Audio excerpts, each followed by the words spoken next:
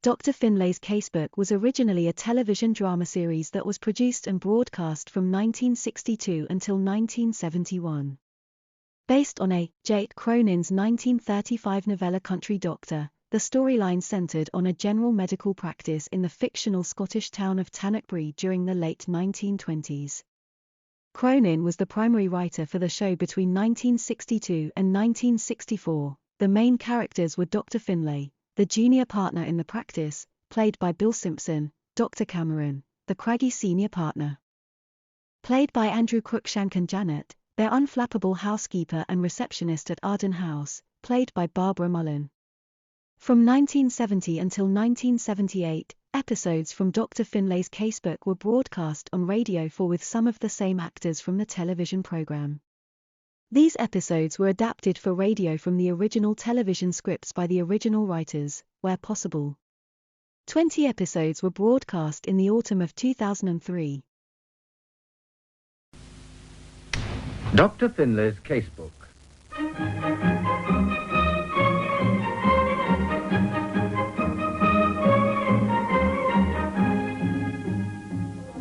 Adapted for radio from the television series based on the characters created by A.J. Cronin.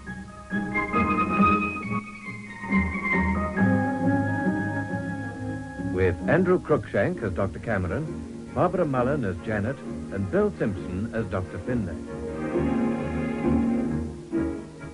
This week, A Penny Saved, written and adapted for radio by Dick Sharple.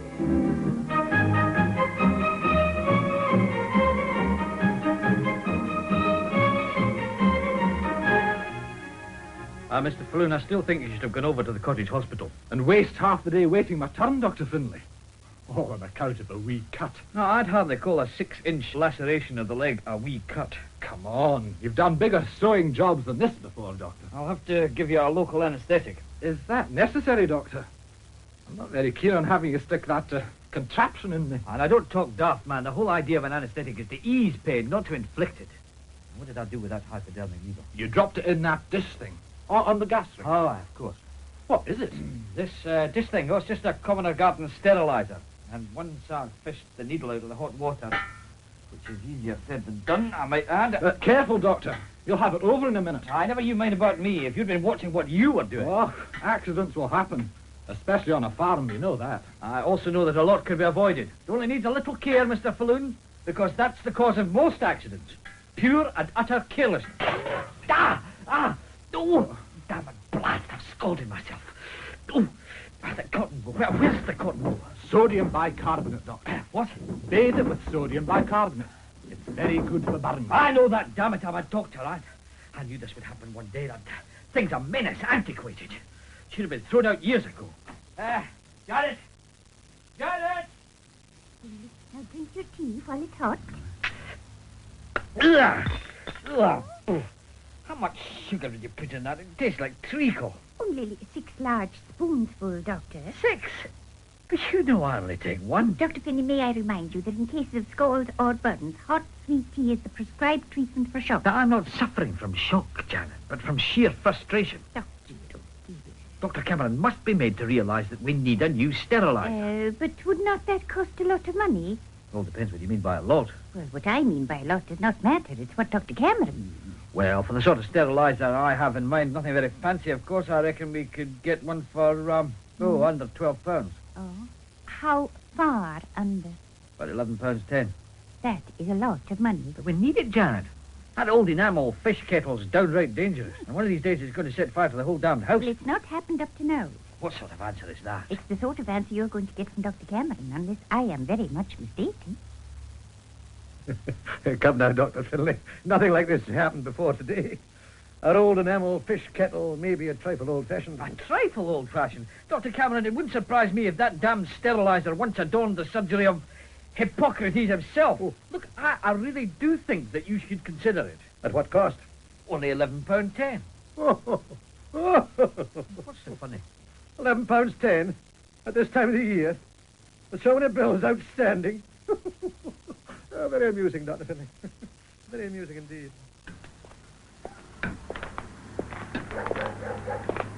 There you are, Mr. Falloon.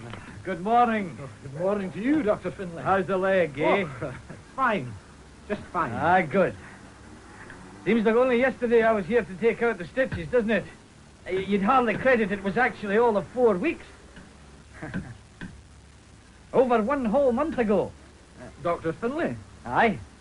if you've come about the bill, Hey? Oh, good heavens. No, I was just partying. I said to myself, I'll just drop in and see how Mr. Falloon's getting along. That's what I said. well, it's fine. Just fine. Good. Yes. I'm glad about that. Very glad indeed. Aye, well, cheerio then. Good day to you, Doctor. Good day. There is just one thing. Yes, Doctor. Well, since you mentioned it, it would save a lot of time and trouble What would? if you did settle up. Settle up? Oh, the bill. Yes. You see, it suddenly occurred to me, why waste a perfectly good envelope and a penny stamp? I mean, since I'm here, in the flesh, so to speak. You'd best come over to the house. Oh, right. Yes. Good. Not that I'm pressing you, of course, but as I said, since I'm here. Congratulations, Dr. Finlay. It took Willie Falloon a good 6 months to settle his last bill. Settle, you call it. A goose, 6 dozen eggs, and a jar of crab-apple jelly. They're hardly negotiable currency when it comes to buying a sterilizer. Dr. Finlay. Yes, Janet. It's nearly 1:15, and you know how worried Dr. Cameron gets when the telephone and the gas and then... For heaven's sake, Janet, I only want to spend £11. It wouldn't matter if you wanted to spend 11 shillings. You'd still get the same answer. I've already had it. That's why I've been trying to chase up a few unpaid bills. Where is he, by the way? Dr. Cameron, over to see Jimmy Murchison. Well, he's wasting his time there. Jimmy's never been known to pay a bill within 12 months. You hear that, Dr. Cameron? That's how it's been all week. So you've been saying since the moment I arrived, Jimmy Murchison. And you still think it's only a cold on the chest? Not think. I knew. You're quite sure I haven't the consumption? You have neither consumption, phthisis, tuberculosis, or any other name you care to pluck from the medical dictionary. Are you going to give me anything for it? All you really need to do is to keep yourself well wrapped up and drink plenty of warm liquids. Liquid? Hot milk, soups, the occasional glass of rum and lemon, perhaps. Where would I find the money to go buying rum? You'd never believe what me and Annie have left to live on after I've paid for the gas and the electric light and that wireless set and this new sofa and the chairs. They must have set you back a pretty penny. I knew you were going to say that. And why try to plead poverty in the first place? Damn it, man, if you can afford things like this, you can certainly afford half a bottle of rum. And not to mention my bill. And the payment seems so easy. Payments? You mean you bought them on hire purchase? I'm still buying them. And you'll get no sympathy from me, Jimmy Murchison. Anyone who's fool enough to allow himself to be talked into buying something he doesn't want with money he does not have deserves everything he gets. Yes, Doctor. Tannock Bray's full of idiots like you living on the bread line all on account of hire purchase. Yes, Doctor. Nothing left for proper food, clothing, medical treatment. Here. What's this for? Rum. Oh, no, you shouldn't, Doctor. I know damn well I shouldn't. That's my only chance of getting my bill from last year. What is? Keeping you alive until all this stuff is paid for. Good day to you. Good day, Dr. Cameron, and thank you. Annie! Annie! He's gone. He would have to come at supper time, wouldn't he? Another 5 minutes and your steak would have been ruined. We're having steak tonight. We always have steak on a Tuesday, you know that. Onions, too. Of course. Now pour yourself a dram of whiskey while I tend to the soup. I've just been going through the monthly accounts, Janet, and frankly, I am not at all happy about some of the household bills. Oh, dear. For instance, just look at this one from Murdoch and Craig's. Mm-hmm. £2, 6 shillings for 1 month's meat.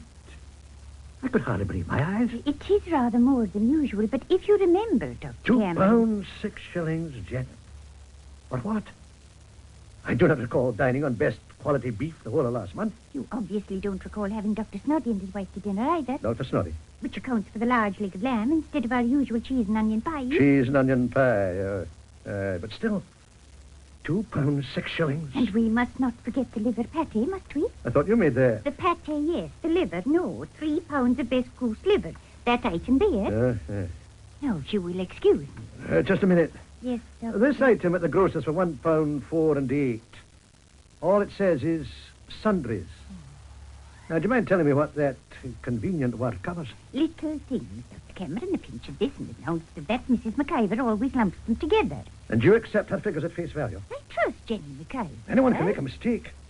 For all you know, she could have been overcharging us for years. She could also have been undercharging her. Well, that, Janet, is the most ludicrous example of feminine logic I have ever heard. Dr. Cameron, if you are dissatisfied at the way that I run things... I did not say that, but the fact remains our general expenses are getting out of hand. And the time has come to draw in our horns a little. And how do you propose to do that? I'm not Dr. only Cameron? referring to the household expenses, Janet. Oh, As Dr. Finlay is aware, I intend to strive for certain economies in the running of the practice, too. then you have already spoken to her. Not specifically, no, but I think my attitude was made abundantly clear over some hair-brained suggestion of a new sterilizer. Dr. Finlay, ready for your supper? As soon as you like, Janet. I'll bring it in directly. Dr. Cameron, I'd like to show you something. What's this? It's a leaflet on the new Smith & Bellow instrument sterilizer. Very interesting.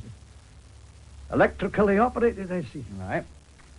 And complete with safety cutout, hinged lid tray, and heavy nickel-plated finish. It's very attractive. And it's extremely practical, too. See, when you lift the lid up, the instrument tray is automatically elevated out of the water. No more fumbling around in the boiling water when you need a needle in a hurry, eh? Yeah, exactly. Makes you wonder how we've been able to manage without one, doesn't it? Does indeed, Dr. Finlay. Pity we shall have to continue to manage without one for some considerable time. Matter of fact, I've been wanting to... For 20% or 50 shillings down, with the balance to be paid over 2 years, we could have one delivered tomorrow. You mean on hire purchase? The correct term is extended credit facilities, and I've just been working it out. It would actually come to less than 2 shillings a week. I would not have believed it possible. It surprised me. 2 shillings a week? It's ridiculous, isn't it? I was not referring to the mathematics of it. No, I was referring to you. Me? Yes, you. And your willingness to put this practice in the hands of the moneylenders. All for the sake of a piece of newfangled equipment. Moneylender? This is simply a short-term agreement at standard interest rates. It is still moneylending. And even though you may be prepared to mortgage your soul for the next 2 years... Oh, we're talking about 2 bob a week. It is not the amount. It is the principle. Hire purchase is one of the most insidious, corrupting influences of our present day and age. Any system's open to misuse. In our case, however... Our case is no exception, Dr. Finlay. I refuse to be a party to any arrangement involving hire purchase. Oh, for God's sake, anyone would think we were on the verge of bankruptcy. Are you aware that we spend more on food in 1 week than some of our patients spend in a month? I propose we reduce all household expenses by at least 20%. And our own personal expenses by another 10%.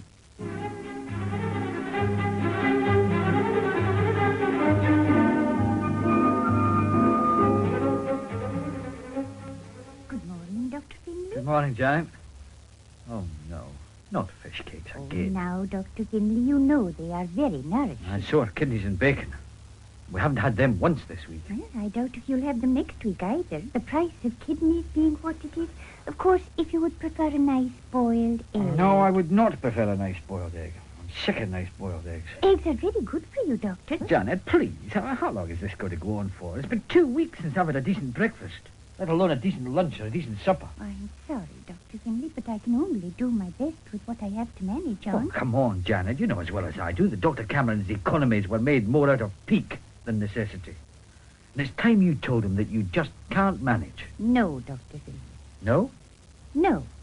If Dr. Cameron really believes we've been living too extravagantly... You mean you want him to admit that he was wrong? I should like him to concede that he was mistaken. Yes. Oh, in that case, it's going to be a long, hard winter. Not necessarily, Dr. Finlay. What do you mean by that? Good morning. Good morning, Good morning. Dr. Cameron. I'll bring your fish cakes in right away, Doctor. Fish cakes? Aye. Again? Oh, they're very tasty, Doctor. I made them out of last night's cod left over. Last night's cod. Aye. That was very clever of you, Janet. Oh, we cannot afford to throw good food away, can we, Doctor? What are you smiling about, Dr. Finley? Who? Me? Nothing. Nothing at all. I'm back, Janet. Oh, Dr. Finley, supper won't be long. Now, what are we having? Mutton stew, Doctor. Again? Oh, good. Good. I should have thought you'd be rather tired of it by now. Oh, I am, Janet, I am. And not half as tired as Dr. Cameron is. He can't stand the sight of the stuff. Is that a fair? Aye, and you know damn well it is. Which is why he's been getting it so often, right? I do not know what you're talking about. The meals, Janet. They'll be playing havoc with his digestive organs. And don't let's forget the gentle but firm rationing of his whiskey. That's a masterstroke. I reckon he must have just about reached breaking point. Would you like to eat right away? No, I'll wait for Dr. Cameron. He won't be back for another hour at least. He was called over to the Lochside Hotel to see Mrs. McIndoo. Oh, pity. I was looking forward to seeing his face when you put that plate of mutton stew in front of him. Now, perhaps you'll listen to me, Mrs. McIndoo, when I tell you to rest for a couple of hours every afternoon. I have been resting, Dr. Cameron. But you can't expect me to sit around all day with those old fogies downstairs. Ring for room service, will you? Certainly. It's still no excuse for going off on your own from lunchtime to dinner. Your legs just can't take these 5-mile walks any longer. Even a touch of phlebitis is better than having to listen to a lot of empty-headed old biddies talking about their knitting. But I'll do as you ask. I'll be glad if you would. On condition, you'll do as I ask. And what is that? Ah, Alec, come in. Have you brought the menu? Yes, Mrs. McIndoo. Dr. Cameron, you probably know Alec Milne. Oh, yes, indeed. You're one of Dr. Finley's patients, aren't you? Oh, yeah, Alec. Oh, fine, thanks, Dr. Cameron. Would you like to order now, Mrs. McIndoo? I would, Alec. But guests first. What are you going to have, Dr. Cameron? Me? For dinner. Here, with me. That's my condition. I'm sorry, Mrs. McIndoo. It's most generous of you, but I really cannot accept your kind invitation. Kind be damned. I'm just a lonely, selfish old woman in need of a little intelligent conversation. But, my dear lady, I am expected back for supper. That's no excuse. I don't know how good a cook your Miss Macpherson is, but she'll have to go a long way to match the new chef they've got here. Now, have a look at the menu.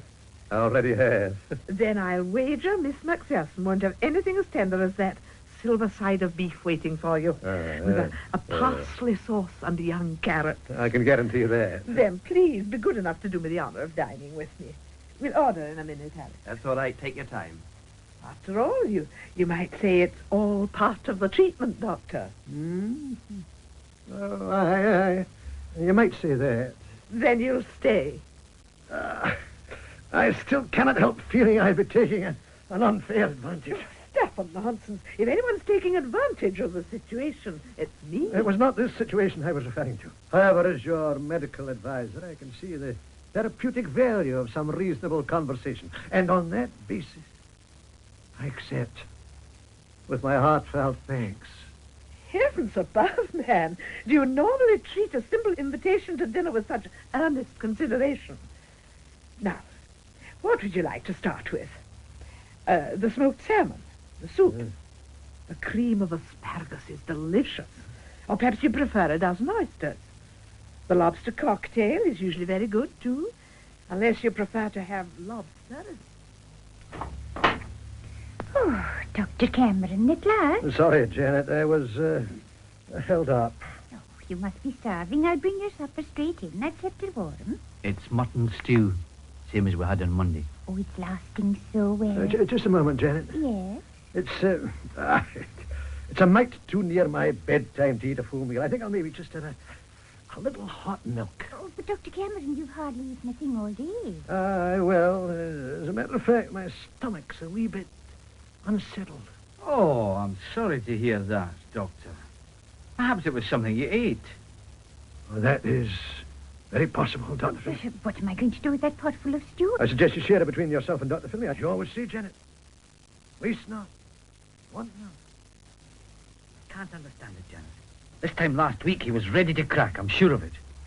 I must say he does seem to have chirped up a little. Chirped up, he's got a new lease on life. But the thing that really irritates me is his manner. Manners, Doctor. His cheerfulness, Janet. His constant, unceasing good humour. It's quite out of character in normal circumstances, but now it's almost obscene. It is a little surprising. Sometimes I'd lie awake for hours thinking about the meals we used to have. You remember the way you cooked Mr. Falloon's goose? Huh? Culinarily speaking, I mean, it was delicious, Janet. With that gorgeous, thick, brown gravy. But that's it. What is? Falloon still owes me the balance of my account. And Dr. Cameron can hardly object if one of my patients pays me in kind instead of cash, can he?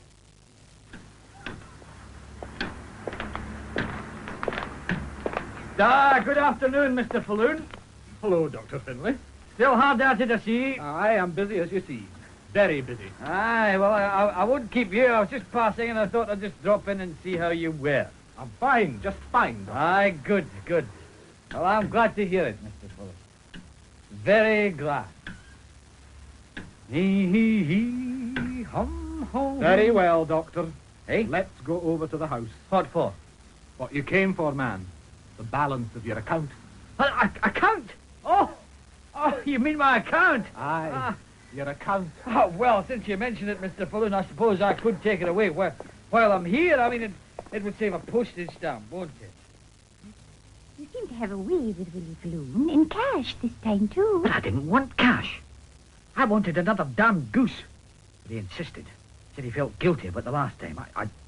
Look, I don't suppose you'd care to nip down to the shops and buy him. Certainly not, Dr. Finlay. That money belongs to the practice. Yes, but what if I had been paid in kind? It amounts to the same thing, doesn't it? No, it does not. You can hardly stuff a £10 goose in the petty cash box. Oh, this is a fine time to have an attack of conscience. Very well. I'll go and enter it in the book. Oh, well, it's nearly time for surgery, anyway. Aye. Honestly, Janet, I don't know what I'd do if I didn't have the consolation that Dr. Cameron is suffering just as much as I am. What excellent sherry this is, Mrs. McIndoe. Your very good health. I'm so glad you enjoy it, Dr. Cameron. They get it in for me especially. My late husband wouldn't drink anything else. A man of taste, obviously. In every way. Oh, Doctor, I've been so looking forward to your dining here again. I also, dear lady. I also. Now, what do you fancy this evening? Your favourite patty to start with, eh? And I see they've got roast goose. I can recommend that. You spoil me, Mrs. McIndoe. Really, you do. Next. Good evening, Dr. Finlay. Oh, it's you, Alec Milne. What's your trouble? Same as always, Doctor. Oh, not constipation again. I'm afraid so, Doctor. Dear. Sit down. It's all on account of what I eat, you see. I appreciate that your mother runs the best cake shop in Tannock Brae. Oh, that's no problem, Doctor. Not anymore. Oh? I'm not living at home now. I've changed my job, you see. Ah. What are you doing now? Waiter at the Lochside Hotel. Silly question. Tried not to keep tasting the food. I've really tried, Doctor. But it's that new chef they've just got. Oh, he's a grand way cook. I just cannot resist anything he does. The soups, the sauces, the way he does chicken and wine. Alec. I had a piece of grilled plaice for lunch that fair melted in my mouth. Alec. And even the vegetables taste different the way he does them. Sweet, tender, swimming in butter. Alec! Dr. Finlay? Would you please stop talking about food? Oh, sorry, Doctor. Well, suppose that will not do you any harm. Here's your prescription. Thank you, Doctor. You must come over to the Lochside and try the food for yourself sometime. Aye, I'll bear it in mind, Alec. You don't need to take my word for it. Just ask Dr. Cameron. Aye, I'll do that, Alec. Good night. Good night, Doctor. Dr. Cameron. Alec! Alec, come back here. And to think he's been living off the fat of the land while we've been forcing down mutton stew and dumplings. Aye, Doctor. Dishonest, Janet. Downright dishonest. Devious and underhand.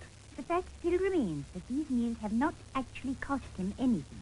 Him or the practice. Is that all you've got to say about it? That's all he'll have to say about it. Well, it's not all I'll have to say when he gets in. Where is he, by the way? He said he was dropping in on Jamie Murchison on his way back. Another slice of lamb, Jimmy, love? Oh, no, Annie. It'll leave no room for the apple pie. That'll be Mrs. Andrews with a bag wash. Come away, Mrs. Andrews. Good evening, Mr. Murchison. Hello. Mrs. Murchison. Dr. Cameron. What's this? Roast shoulder of lamb, apple pie. The finances appear to have taken a turn for the better, Mr. Murchison.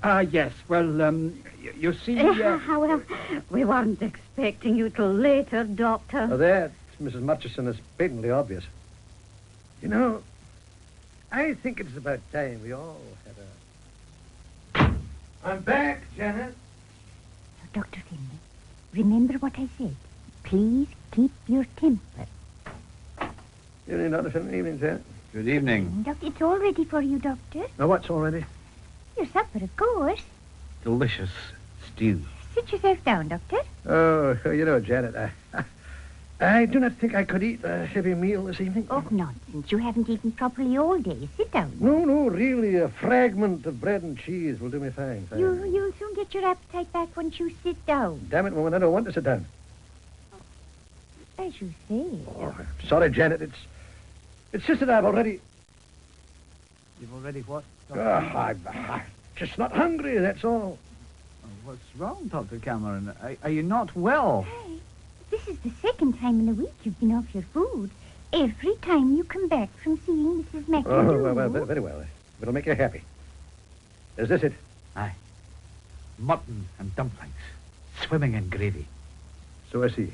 With nice stewed prunes to follow. Look, I really do not Oh, feel... now come along, Doctor. You must not let it go cold. The grease is beginning to congeal. Oh, for heaven's sake. Janet. Hmm?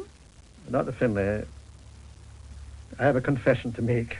Ah. The fact is, I've been misleading you. Doctor, No, not wishfully, you understand. I was misled myself by Jamie Murchison. Jamie Murchison, what's he got to do with this? Jamie was the awful example of what could happen to us unless we lived within our means. Oh, the hire purchase business. Aye. So you can imagine my chagrin on discovering, less than half an hour ago, it was all a facade. That Jamie had paid off his hired purchase debts months ago and was simply using them as an excuse to avoid paying what he owed us. No. Thus having based our economies on an entirely false premise. It is only right that we should discard them forthwith. Starting with that plate of mutton stew and dumplings. Agreed? Agreed, Doctor. And that's there. Not quite, Dr. Cameron. Dr. Finlay. Yes? Now, why don't you and Dr. Cameron pour yourselves a nice wee dram, sit yourselves down and have a chat about a new sterilizer? A new sterilizer? Yes, why not? Why not indeed? Now, look here. After all, it has been a long time since the pair of you have had a nice long chat, like the sort Dr. Cameron has been having with Mrs. McIndoe. Mrs. McIndoe. Sit yourself down, Dr. Finlay, while I pour us a nice wee dram. Now, about this sterilizer of yours, on reflection and having given the matter due consideration, I acknowledge you may well have a point.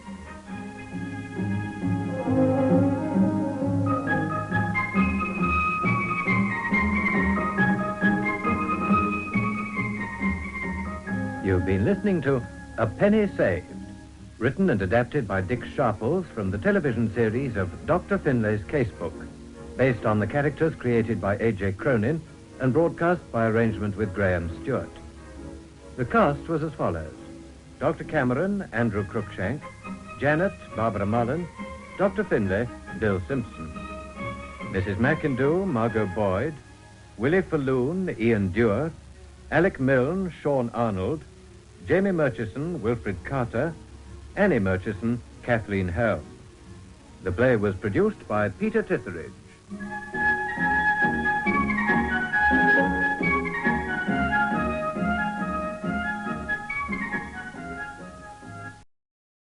Alison and Maud is a radio program written by Sue Lim which aired in 2 series from December 2002 to April 2004.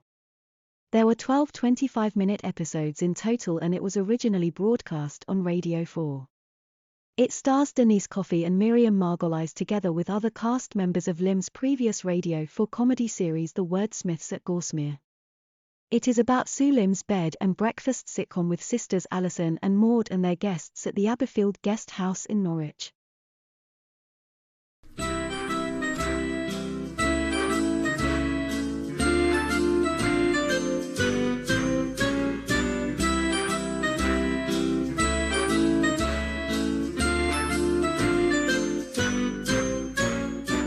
Alison and Maud by Sue Lim, with Denise Coffey, Miriam Margolyes and Joss Ackland.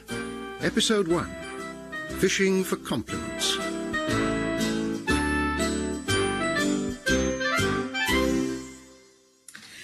I reckon we could offer evening meal, you know. Are you mad? Why not? Shove some bangers of mash in front of them, grab the money and run. We'd be cooking anyway. For Daddy and us, what's the problem? The problem, Maud, is we both hate cooking. It's bad enough having to juggle fried eggs before 9 a.m. I'm not cooking for anybody in the evenings, and that's final. I'll get that. Oh, Aberfield Guest House. Oh, hello, Bernard. Ah. This is Alison. How are you? Oh, that is good news. Thank you so much, Bernard. Good. Oh, Bernard, just a thought. Would you like to come to supper tonight? See you about 7:30 then. Lovely. Look forward to it. Goodbye, Bernard. You invited him to supper. Why shouldn't I? Changed your tune, haven't you? What? Well, 1 minute it's can't cook, won't cook, and the next it's come and get it, Bernard. Bernard has been invaluable advising us about tax allowances and things. Without him, we could have got horribly bogged down in bureaucracy. You've got the hots for Bernard. Don't be ridiculous. You have. I can see you blushing. I'm not. I'm just a bit flushed. There must be some polyester in these wretched overalls. Wow.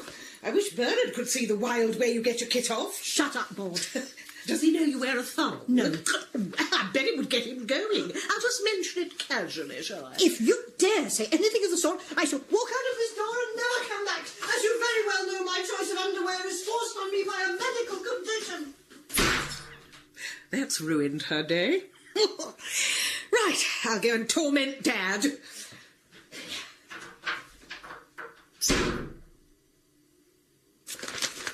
Right, Daddy. There, I've changed your sheets and replenished your biscuit barrel.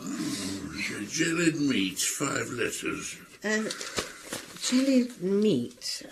Spam. Spam? Spam? I said 5 letters. Didn't they teach you anything in Cambridge? I read engineering, Daddy. Bridge building and stuff. Such a long time ago, I can't remember. Can you get spam nowadays? Or has it been consigned to the dustbin of history along with Fry's 5 boys? I think you can get spam, yes. Why? Would you like some? Yeah, get some tonight. Spam and potato fritters. Oh, we're having something posh tonight. Bernard's coming over. Bernard? Oh, Bernard. Oh, I knew his mother, you know, during the war. Hilda, local girl. Charming. Slightly knock-kneed. She married an RAF fella, and he whisked her off to Sheffield or somewhere. I think he was a bit of a bounder, judging by his moustache. Well, what happened to him? He had a heart attack on the Big Dipper, you know. With a lady who wasn't his wife. Oh, I say. What bad luck. Yeah, and Hilda came back to Norfolk to retire, and Bernard relocated his business here. Well, he seems very attached to his mother. Oh, yes, she's probably a pansy. I've seen her now and then, but she seems to have grown a moustache in memory of her husband. Oh, Bernard, he's all right, I suppose, but he looks as if he's been strained through a sieve. And poached in milk. Spam for dinner, indeed. So what are we going to give old Bernard? Something with aphrodisiac qualities. I'll keep filling his glass up. You just sit there flashing your cleavage. Don't be so vulgar, Maud. I'm glad to say I have never been saddled with a cleavage. It can lead to all sorts of unpleasantness. I'll get that. No, let me. Now, Maud, I want to say to Alison, will you let me? That is not suitable for Norwich. Good morning, ladies. Morning. I've started a little round with my fish van, and I wondered if I might be able to oblige you. A fish van, brilliant. Oh, is it fresh? Fresh as a daisy, ma'am. All caught last night by my nephew Jason up in Sheringham. Oh, have you got any, Dover sole? Do you think Bernard would like Dover sole, Maud? Well, I hope he likes old trout. Trout, is it, missus? Here, do you want me to gut it for you? No, not trout. Sole. Oh, no sole to be had this month, lady. I'm to the quotas. I got a nice bit of haddock, might do you. Oh, all right. Haddock's quite a classy fish, too. How much would you like? Let me see now. Excuse me. Yes? I'm looking for a room for the night. I saw your vacancies sign. Oh, right. Oh, a fishman. How convenient. Do you ever go anywhere near Little Plumstead? My friend Lavinia lives there, at the hall. Oh, no, ma'am. Norwich is my patch, and I do never stray off of it. Oh, well, never mind. I say, would you like to come in and have a look? Maud, put her in Blue Tits. The McCarthys are still in Swallows. Now, we want enough haddock for, just a minute there, Bernard, Daddy, Maud, me, 4, please. 4, right. And have you any samphire? Samphire, missus? Oh, blast, no call for it round here. I could do you a nice little pack of frozen peas, though. Oh, all right. Oh, right, this way. Can you squeeze past? It is. Oh, sorry. Thanks awfully. What about parsley? I just sold the last little bit, missus, to the German lady at number 24. How with the queer nose? Oh, dear. Just up these stairs. Do you know Norwich? Oh, Lord, yes. I used to live here. I've come back to see my chum at Little Plumstead. I usually stay with her. But not this time. No, she's developed an allergy to dander. To dander? Dander. Dog hair. Oh, right. Oh, you took me back in time there for a minute. Do you remember the Eagle comic? No, before my time, I fear. I was a tomboy, so I used to have it every week. Dander, pilot of the future. Digby, PC-49. And we lived in this very house as children, you know. Oh. Our father's in the granny flat downstairs. Well, that's handy. You can keep an eye on him. Yes. Oh, this is the room. It's called Blue Tits. My sister's mad about birds. Oh, lovely. This'll do fine. Now, look here. Do you do suppers? Well, tonight you're in luck. Oh, really? Yes, we're entertaining a friend tonight who will be very welcome to have supper here. Excellent. Thanks. Now, what's your position on dogs? Personally, I adore them. Well, Hugh goes out in the Volvo. He could stay there, but he gets a bit unnerved by milk flakes. He might start barking at the crack of dawn. No, bring him in. What breed is he? He's a Newfoundland. They're massive. Yeah. I've tried to persuade him to sleep on the floor, but he usually jumps into bed with us at home. What on earth were you thinking of? I like big dogs. Hugo's lovely. It's like a bear. Oh, every time he barks, all my ceramic Blue Tits rattle. These Newfoundlands can save drowning people. Did you know that? We'll be drowning in its drool at this rate. Oh, did you see it salivating all over my durries? I shall have to have them professionally cleaned. Well, never mind. Did you get a nice bit of haddock? I think so. Just enough for 4.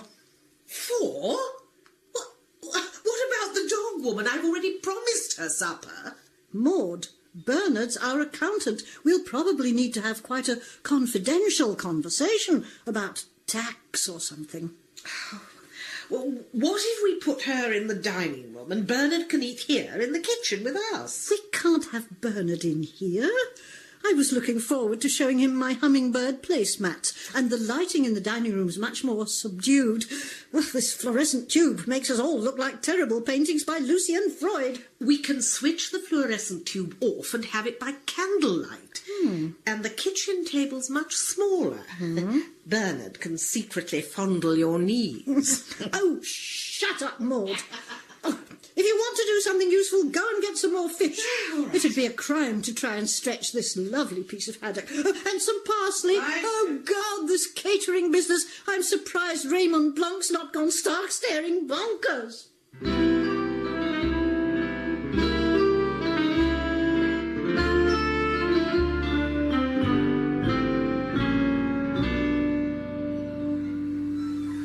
Would you like a glass of Chablis, Bernard? To tell you the truth, I'd rather have a glass of milk to guard against reflux. Oh, dear. Of course. Get Bernard some milk, Maud. Oh, righto. I hope you're not allergic to fish, Bernard. Oh, no, quite the contrary. I'm quite passionate about fish, actually. You're not allergic to anything, then. We've got wheat-free bread, dairy-free margarine and decaffeinated tea, if you'd like some. No, I'm not allergic to anything, so far as I'm aware. Oh, well, never mind. Here's the haddock. And here's your glass of milk, full cream. That'll put lead in your pencil. Maud. Thank you, Maud. You know, Bernard, it's rather strange. Parsley sauce? Perhaps just the tiniest drop. You know all our secrets, don't you? Being our accountant, I mean, but we don't know yours, do we? Pomme de terre allumette? I beg your pardon? Chips. I'm sorry, I mustn't.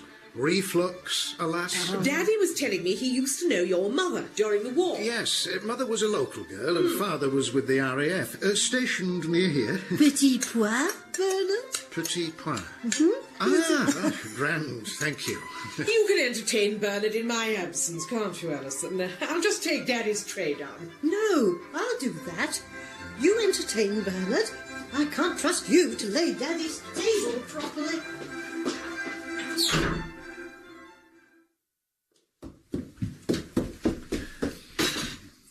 Where's the salt? You shouldn't keep adding extra salt, Daddy. There's salt in it already. I've a good mind to confiscate your salt, fella. Oh, I'd like to see you try. What is it, anyway? Haddock.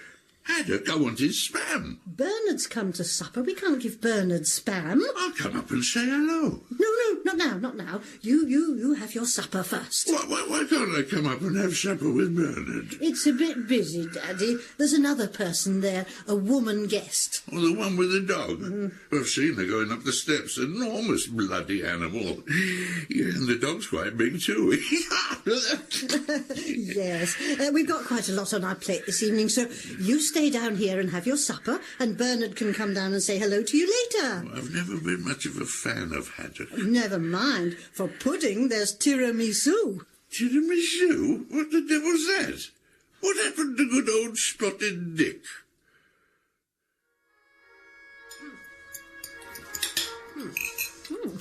You didn't grow up in Norwich then, Bernard? No. I spent my childhood in Handsworth, Sheffield 13 as it was then known. I wouldn't have associated you with Sheffield. Oh, I would. He's got the twang. Yes, I grew up with the smell of smelting. Such a tragedy, all that industry gone. What the hell's happened to this country while I've been in Africa? There's no need to drag Africa into it, Maud. Was Handsworth a congenial place to grow up in, Bernard? Did you back onto the moors? Yes. There was quite an extensive belt of wild woodland at the back of our house. Oh, lovely. The dawn chorus must have been quite striking. There is nothing like a wood. True. Although, unfortunately, people had a tendency to commit suicide there. My God. I've never understood suicide.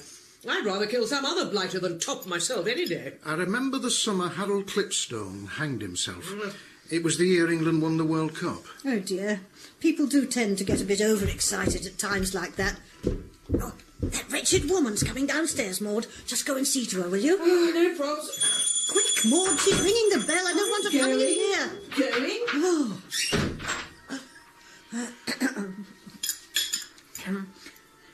Do you play a musical instrument, Bernard? I did flirt with the trombone once, but it never came to anything. Good evening. Good evening. Hello, Hugo. Good boy. Did you have a good day? How was your friend? Oh, Lavinia. She was completely peed off, poor lamb. Her cleaners handed in her resignation. Oh, dear. She's off to California to have a surrogate pregnancy. Really? To have a baby for a childless couple? A couple of gay boys, actually. Yes. She met them via the internet. Titus and Oscar. They run a restaurant in San Francisco. Well, I expect it beats scrubbing floors in Little Plumstead. Too right. If I was only 10 years younger, I'd be over in California like a shot. Me too. Unfortunately, I'm a bit long in the tooth for that kind of work. My eggs are all scrambled. Well, mine are pickled.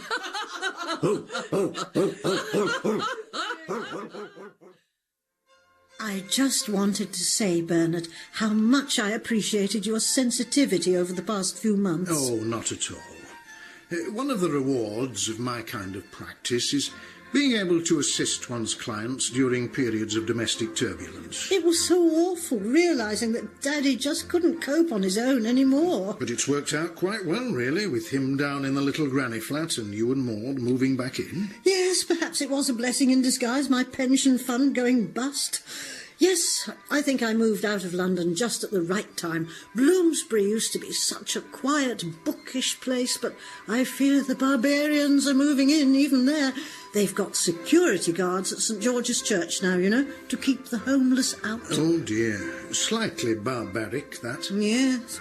Of course, Bloomsbury's been going steadily downhill for decades, really. Well, since the Wolfs left. Wolves? Leonard and Virginia. I've been going to bed with Virginia Woolf for years. Do you know Orlando? Orlando? No, I think it might be a little too hot for me. In fact, I find the whole notion of Florida slightly unsettling. Oh, I do apologise. Maud can be a little coarse sometimes. It's her years in Africa. Oh, that wretched dog. I'm going to impose a no-dogs rule after this fiasco. I will not have large animals foisted on me by Maud. What's your position on animals, Bernard? Well, I do prefer large animals to be some distance away, preferably behind a blackthorn hedge or electric fencing. Oh, I do agree. I'm a bit of a cat person myself. I like their independence and their fastidious habits. Do you like cats? Not really, to be honest. I was attacked by a tomcat when I was a toddler, and I've given felines a wide berth ever since. Oh, what a pity. Tropical fish are my weakness. I have 4 tanks at home. 4 tanks? Do you have a fish sitter when you go away on holiday? A local girl usually obliges me. Tracy. Does she? That's nice. I suppose she keeps an eye on your mother, too. Yes, but on the rare occasion when I permit myself a little holiday, Mother usually accompanies me. And where'd you go? Umbria, perhaps? Or the Languedoc? Oh, no. That would be far too far for Mother. We usually opt for Bridlington or Fishguard. She doesn't want a starter. She says she never bothers with melon. Oh, drat. I wish I'd never cut it now. She's going straight for the haddock. It's in the oven. Oh, no! The sauce has gone all wrinkled. Haven't we all? Although Alison's always had marvellous skin, you know, Bernard. Her thighs are flawless. And she's got the navel of a 16-year-old. You should see it. Shut up, Maud. More haddock, Bernard. No, thank you. I've had sufficient. You don't actually mind eating fish, do you, Bernard? Bernard is mad about tropical fish, Maud. Oh, no. The sort of fish you eat are quite different. I could never get sentimental about a haddock. Make it a pet or give it a name. Do you give names to your tropical fish, then? Well, sometimes. To the ones with the most flamboyant personalities. Oh, and what are your current favourites? Well, I usually name them after East Anglian saints. Ecclesiastical history is my other passion. So, who's your favourite fish at the moment? Well, I have got a magnificent pair of shabunkins called Etheldreda and Sexburger. Oh, unusual. St Etheldreda founded a religious order at Ely, of course, and when she died, she was succeeded by her sister, Sexburger. Sexburger? Can't you get those at McDonald's with a dollop of whipped cream? Maud, our guest is waiting. Right, right. Haddock, peas, chips. Here I come. So, how big are these shabunkins of yours, Bernard? Here we are. Haddock with parsley sauce, petit pois, and chips. Oh, lovely smashing. Be quiet, you. Search. Dog. Oh, Hugo, you bad dog. Search. Oh, what a mess. I'm so sorry. I've been meaning to take him to obedience classes. No, don't worry, it's fine. I'll clear that up in a trice. He is hungry, isn't he, poor boy? I've got a whacking baked tin of dog food for him in the kitchen, too. Oh, Hugo, did you hear that? Well, Hugo, since you've had the haddock, your mistress will have to have the pedigree chub. No, sorry, Maud. I won't touch pedigree chum. I prefer whiskers. I actually did eat a tin of dog food when I was at college once. No. Yeah, for a bet. I won 10 quid. I was the only girl reading engineering, and I had to prove I was harder than the blokes. I don't suppose that took you long.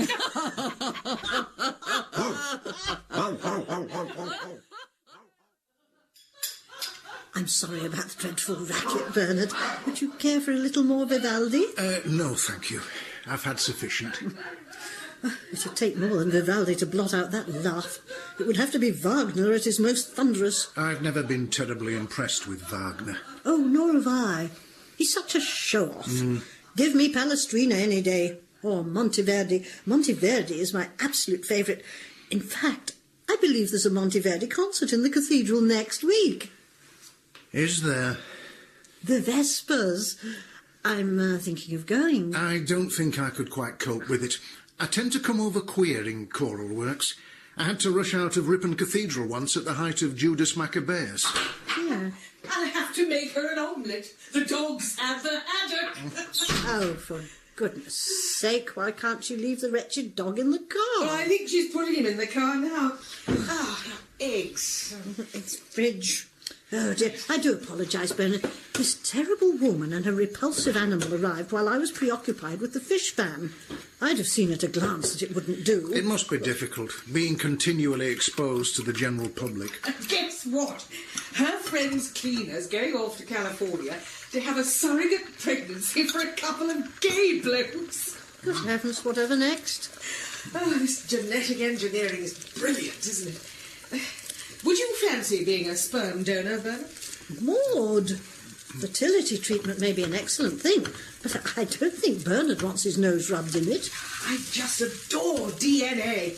Just think, Alison, in a few years' time, you'll probably be able to have Lord Nelson's baby. Leave Lord Nelson out of it. And don't put any salt in that omelette. Blood pressure. Here we are. Yummy. It won't be done yet. Look, it'll still be all runny. Salmonella, Maud. Rubbish. That's just how it should be. I'll take it into her, and then I'll get to grips with the dog food. How disgusting. I can't abide the smell of tripe. Can you, Bernard? I used to be very fond of tripe, as a matter of fact, when I was a child. It was a delicacy. Mother used to seethe it in milk for me when I was poorly. Really? Things people do for their offspring. Have you got any children, Bernard? No, I never attempted matrimony. Mother says no one will put up with my neon tetras. Mere procreation is a very basic instinct anyway. There are other, more refined pleasures. Companionship. Yes. Golf. Golf. Absolutely. Oh, that's her sorted. She's put Hugo in the car.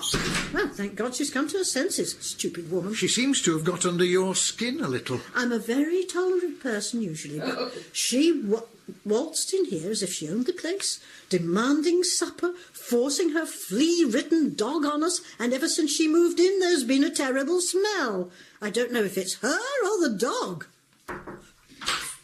Excuse me, could I possibly have some salt? Marina!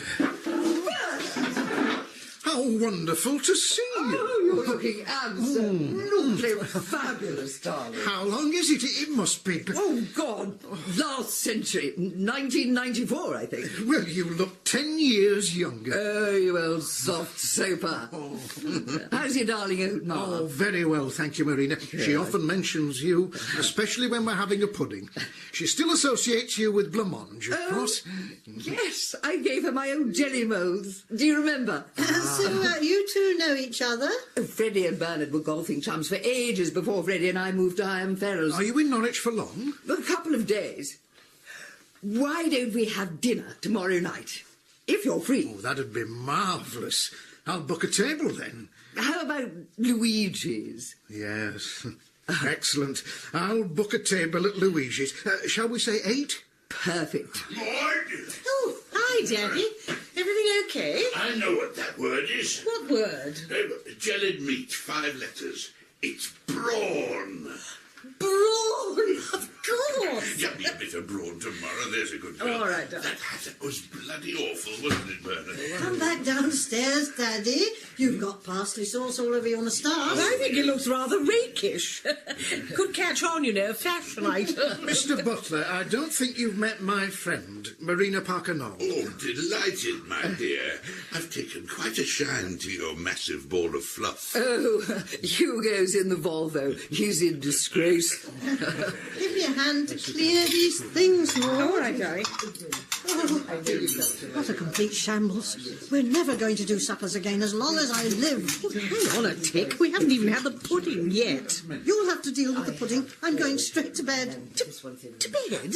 It's not even 9 o'clock. The stress has set off my urticaria. My buttocks are aflame. Make some excuse for me. Maud. What? Say I've got a migraine or something. Don't drag my buttocks into it. Well, I'll try, but I can't promise anything. I might find the temptation too intoxicating to resist. Oh, God. I was so much looking forward to coming back to live in Norwich, what with the redundant churches and everything, but it's turning into a living hell. Now, where's the tiramisu? Absolute heaven. Tiramisu, anyone? Oh, scrumptious. Yes, please. Not on your Nelly, foreign muck. Tiramisu, well, perhaps I might risk it. Excellent. I think there's some milk and magnesia in my glove compartment.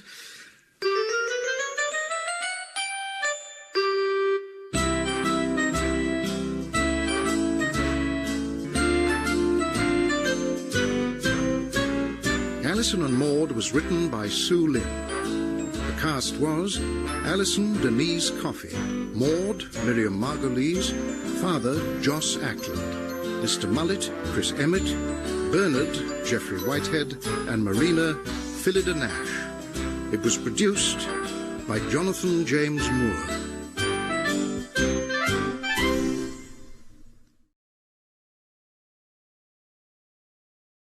As Time Goes By was adapted and recorded for radio. 3 series were broadcast on Radio 2 between 1997 and 1999. The first episode included a flashback to Jean and Lionel 38 years before. All episodes correspond to a TV episode and featured the original cast, apart from John Glover substituting for Bretherton in episodes 1 to 5 of Series 1. Judi Dench and Geoffrey Palmer star as old flames Jean Pargeter and Lionel Hardcastle. Their love story was all set for a happy ending in the 1950s when Jean was a student nurse and Lionel a young army officer. But he was posted abroad and they lost touch. 38 years later, Lionel has returned to London to publish his autobiography and, through a strange coincidence, he is reunited with Jean, who has set up a secretarial agency.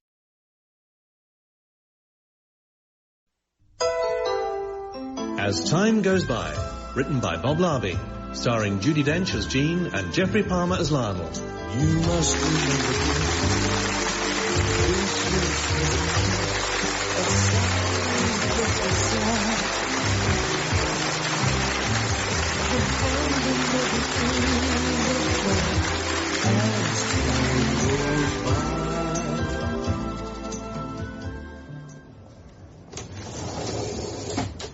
Here we are, Mum. 2 window seats. Oh, that's good.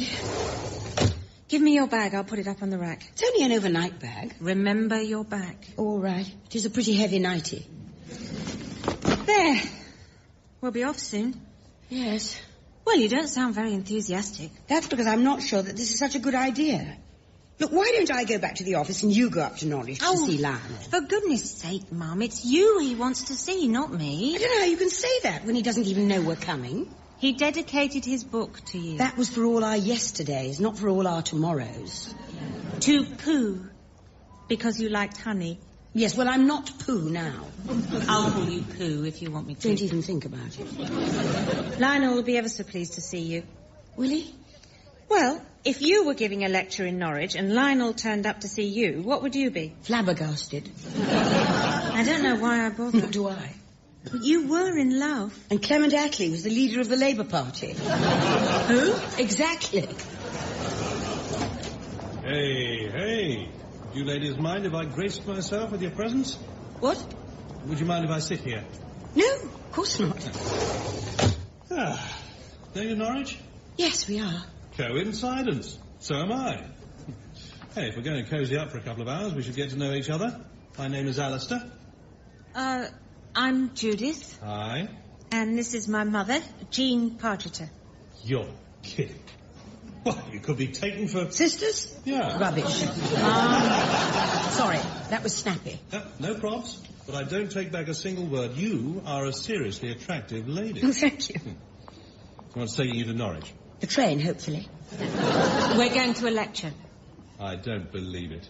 Well, we don't look like football supporters, do we? No, I mean, is this a lecture by Lionel Hardcastle? Yes. Do you know him? Know him? I'm his publisher. Good heavens. He said you were about 14. He would. He's a dry guy, Li. So how is he lucky enough to know two such beautiful women like you? Well, he and Mum... Oh, right, sorry. Understood. No! We knew each other a long time ago, and... And? Well, we know each other again. Hey. It's not hey at all. It's more like ho-hum. So, why are you going out for the lecture, then? Well, who? Who? I don't honestly know. Does Li know you're coming? No. Whether either a nice surprise or a nasty shock. Come through, Hardcastle, do. These are my rooms. My word. Yes, they do have a certain Gothic grandeur, don't they? Some of the perks of being master of a college. Mind you, they're damn draughty. Sherry. Thank you, Master. Yeah. It's very good of you to come out to the wilds at such short notice. My life in Burma, isn't it? Your lecture. My life in Kenya, actually. Oh, yeah. Here you are. Yeah. Oh, thanks. The fellow who dropped out was going to talk about rail travel in Russia in the 20th century. Was he? Or was it China? Either way, I know it was about rail travel. Why did he drop out? Got run over by a bus. Ironic? Yeah, that's what I thought. Well, cheers. Cheers. You'll stay overnight in college after the lecture, of course. Oh, that's very kind of you, Master, but actually a friend's putting me up. Oh, better still. Nothing like staying with a chum, is there? Nothing. I feel pretty, oh so pretty. I feel pretty and witty and bright, and I pity the girl who is me tonight. La la la la la la la la la. Hello, Denise. You're naughty, you are. Come in. I'm sorry I'm a little late. I was talking to the Master. Oh, there used to be someone called the Master in Doctor Who. This was the Master of the college where I'm lecturing. Well, I didn't actually think it was the character from Doctor Who. I was just remarking that there was somebody in it who was called that. I'm not completely brainless, you know. No, of course you're not. Now, would you like to go upstairs straight away? Pardon? To unpack. Oh, yes. Good idea. I've had ruched curtains put up in the bedroom since I last saw you. Have you really? Medieval hunting scenes. What about them? On the curtains. Are you all right? You don't seem at all with it. No, I'm fine, really.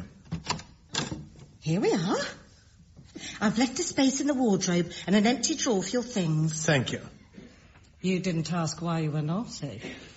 Didn't I? Well, you are.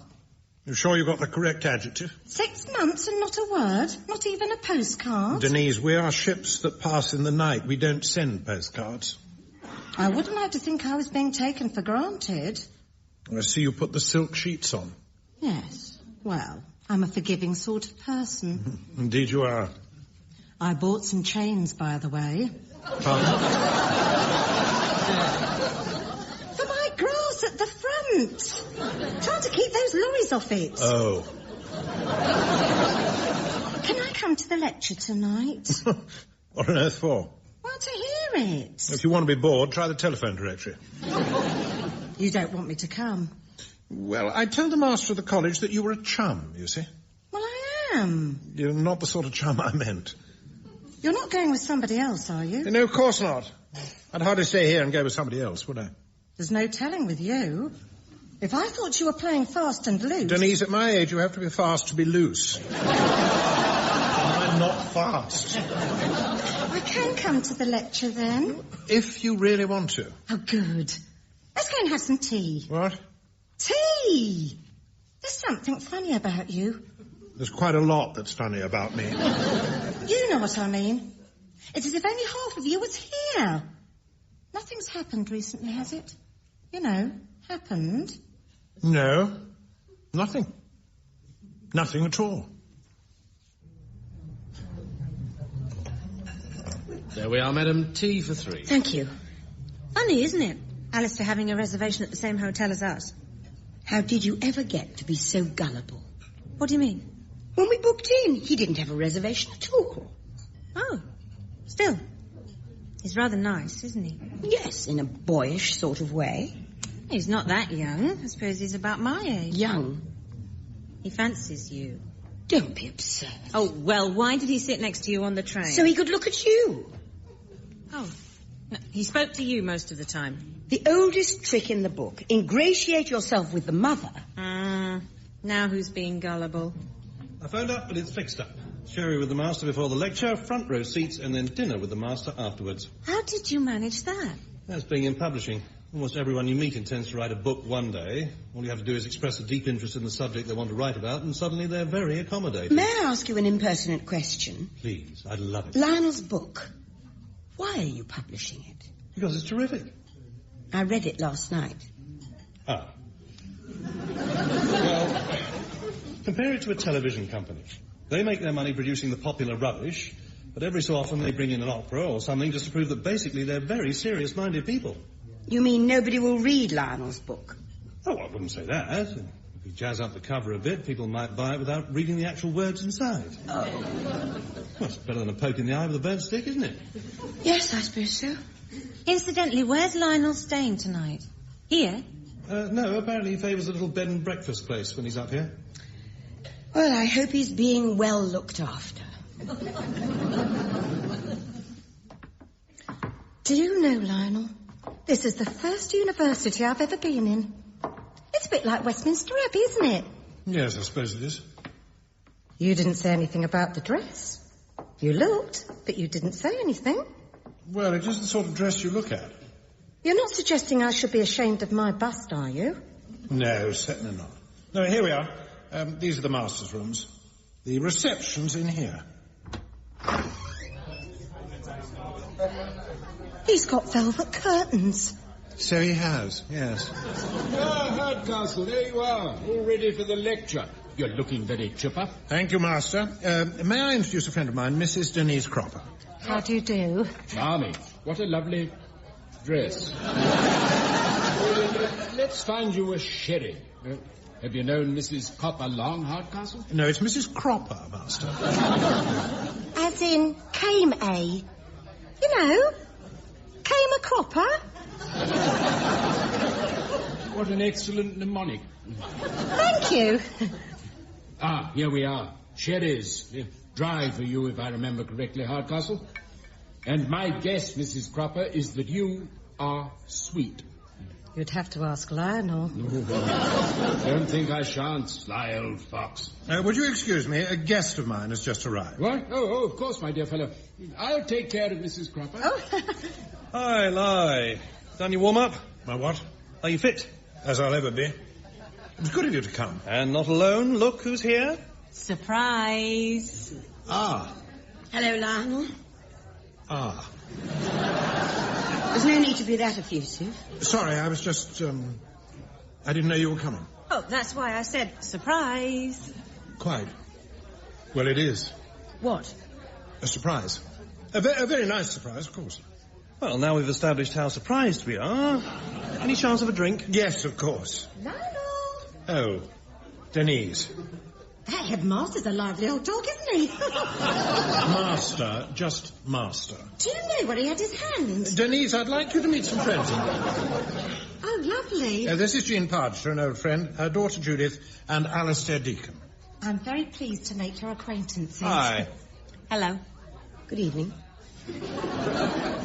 How old a friend are you, Jean? Oh, we met 38 years ago. Good gracious me. You are an old friend, aren't you? How long have you known Lionel? Oh, only a couple of years, on and off. We first met when I offered him overnight accommodation, didn't we, Lionel? Yes. Do you run a little bed and breakfast place then, Denise? No. I see.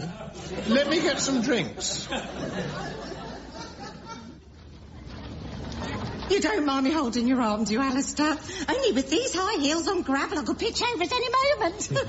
No, you hold tight. I always do. Yeah, lots of students going to the lecture hall. Looks as though Lie's a puller. No comment, as they say in the papers. Hey, come on, you two. Keep up.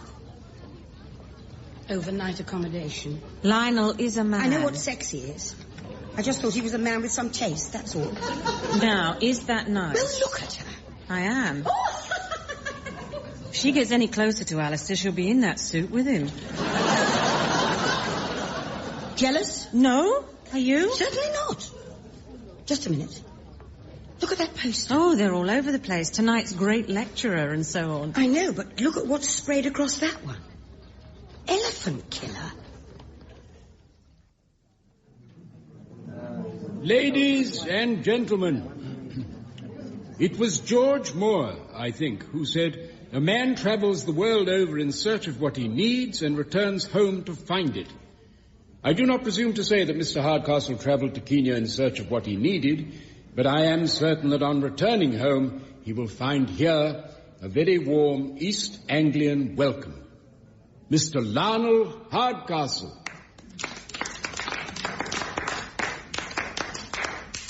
Thank you, Master. Ladies and gentlemen, my life in Kenya.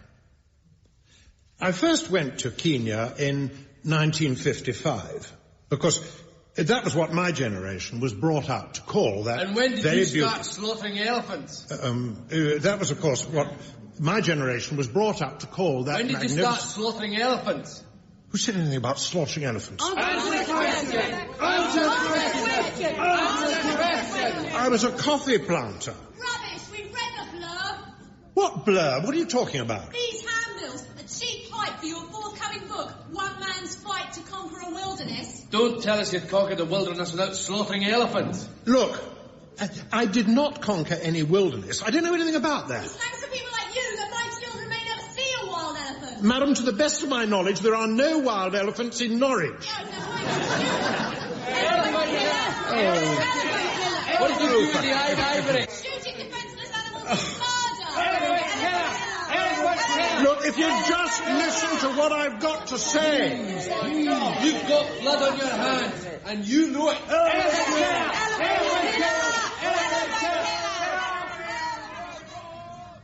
Oh, cheer up, Li. Look at this. Table laid for 6, cosy supper the master's laid on for you. 3 boys, 3 girls, what could be nice? I will not cheer up. It's the most juvenile, irresponsible thing I've ever heard of. Students will be students, mate. Not them, you. One man's fight to conquer the wilderness. Who's to hype the book? And what have you got in mind for the cover? Me standing on top of a pile of dead elephants? No. Maybe a lion. No. My dear boy, I do apologize. I don't know what got into them. A few lagers, I suspect. And some ridiculous handbills distributed by a publisher with a mental age of 0. Now, steady on, mate. And stop calling me mate. Hello, Bwana Makuba. Now, don't you start. Well, you have to admit, it's had its funny side. Not from where I was standing. I like the helium-filled elephant the students let off. Did you really? Yeah, he looks sort of sweet floating about the hall like that. Sweet, sweet. Look here, let's put all that unpleasantness behind us and look forward to a jolly supper. Good idea. Yeah. There were only 5 at the moment. Where's your young lady, Hardcastle? My young... Denise. Probably doing a retouching job. Meow. Here she comes now. Retouched. Come and join us for a sherry, my dear. Thank you. How are you, Lionel? Recovering, thank you. You poor thing. I thought they were disgusting. They should be expelled. Well, to be fair, it wasn't entirely their fault. They were misinformed. Who by? By whom? Alistair. Gosh, I'm starving. What's for supper, Master? Chicken, I believe. Did you shoot it yourself, Lionel? Some jokes can be run into the ground, you know. Oh, now, Pax. Now, come along. Let's sit at table, shall we? Nothing formal. Anywhere you like. I'll sit next to you, Lionel. Cheer you up. Oh, right. And I'll sit next to you, if I may, Alistair. You may, lovely lady, you may. Which gives me the privilege of sitting next to this delightful creature. Why, thank you. Ow! I'm so sorry, I was just holding your chair. Yes, she was a dear old thing, Jessie. 15 years, almost to the day she died. I always remember her last words. Arthur, she said, there are some chops in the freezer. You best defrost them for your supper tonight. You ever been married, Hardcastle? Once. We divorced on the grounds of mutual boredom. Miss Pargeter? I'm a widow. A merry one, I hope. Well, I think at my age, sprightly might be a better word. Rubbish. My ex shot himself. Oh, really? Why? Well, he was always given to the dramatic. That's what I like about Lionel. He's so steady. Boring might be a better adjective. Yes, it might be. Oh, no. Never bored. And what about this pretty thing? Still looking for Mr. Right? Well, I've got 2 ex-husbands, so I suppose I must be. What a waste. My point exactly. Oh. Here you are, Jean, describing yourself as sprightly when you're still a very desirable woman. Oh, what a sweet thing to say. I mean every word of it. I think clicking is permanent. Clicking? Yes, in relationships. 2 people either click instinctively or not. You take me and Lionel. We click like mad. Do you? We don't see each other that often, of course. That must be the reason. Absence makes the click grow fonder. What about a splash more port, eh? No, thanks, all the same. I think Lionel must be a bit tired by now. How very perceptive of you, Denise. If you'll excuse us, Master. Yes, of course. Actually, I think we'll pop off as well. We? Yeah, I thought we might go back to the hotel for a nightcap. Oh, that's a lovely idea, Alistair. You're staying at the same hotel? Yes. It's convenient, isn't it? And what about you, my dear? Me? Oh, I think I'd like another splash of port, please. Oh, what an excellent idea. Are you sure you won't come back to the hotel with us, Judy? No, I'll come later. I'm sure the master will look after me. I'd be honoured. Well, that all works out very nicely, doesn't it? Everyone's fixed up. That's probably our cab. I'll just check. I'll fetch the car, Lionel, while you say goodnight to your friend. I didn't know you were coming. Well, it's not really any of my business, is it? No. All right, it's not. Fine. It is our cab. Coming. This nightcap. That's not really any of your business. No, it's not. You won't get silly, though, will you? Well, no sillier than you. Cheers, mate. See you in London. Don't look so pleased with yourself, Alistair.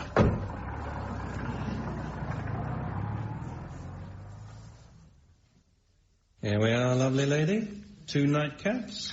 They're called Toujours l'amour. Oh, really? Now, let's talk about you. A to Z. Alistair, I went from A to J before you were born. Who cares? Do you care? Well... I don't. Nobody does these days. Attraction is attraction. Full stop. You should be saying this to Judith. She's a child. Yes, I know, mine. Hey, the next thing you'll be saying is that you're past it. No, I won't. I'm not past it. It's just a question of mutual attraction, that's all. No props. I saw something in your eye when you said yes to a nightcap. Yes, you did. You saw vanity and stupidity. For a minute, I wanted to get my own back on Lionel. I don't know why. I just wanted to make him jealous. I'm sorry, Alistair. But that was all it was. Well, it's a starting point.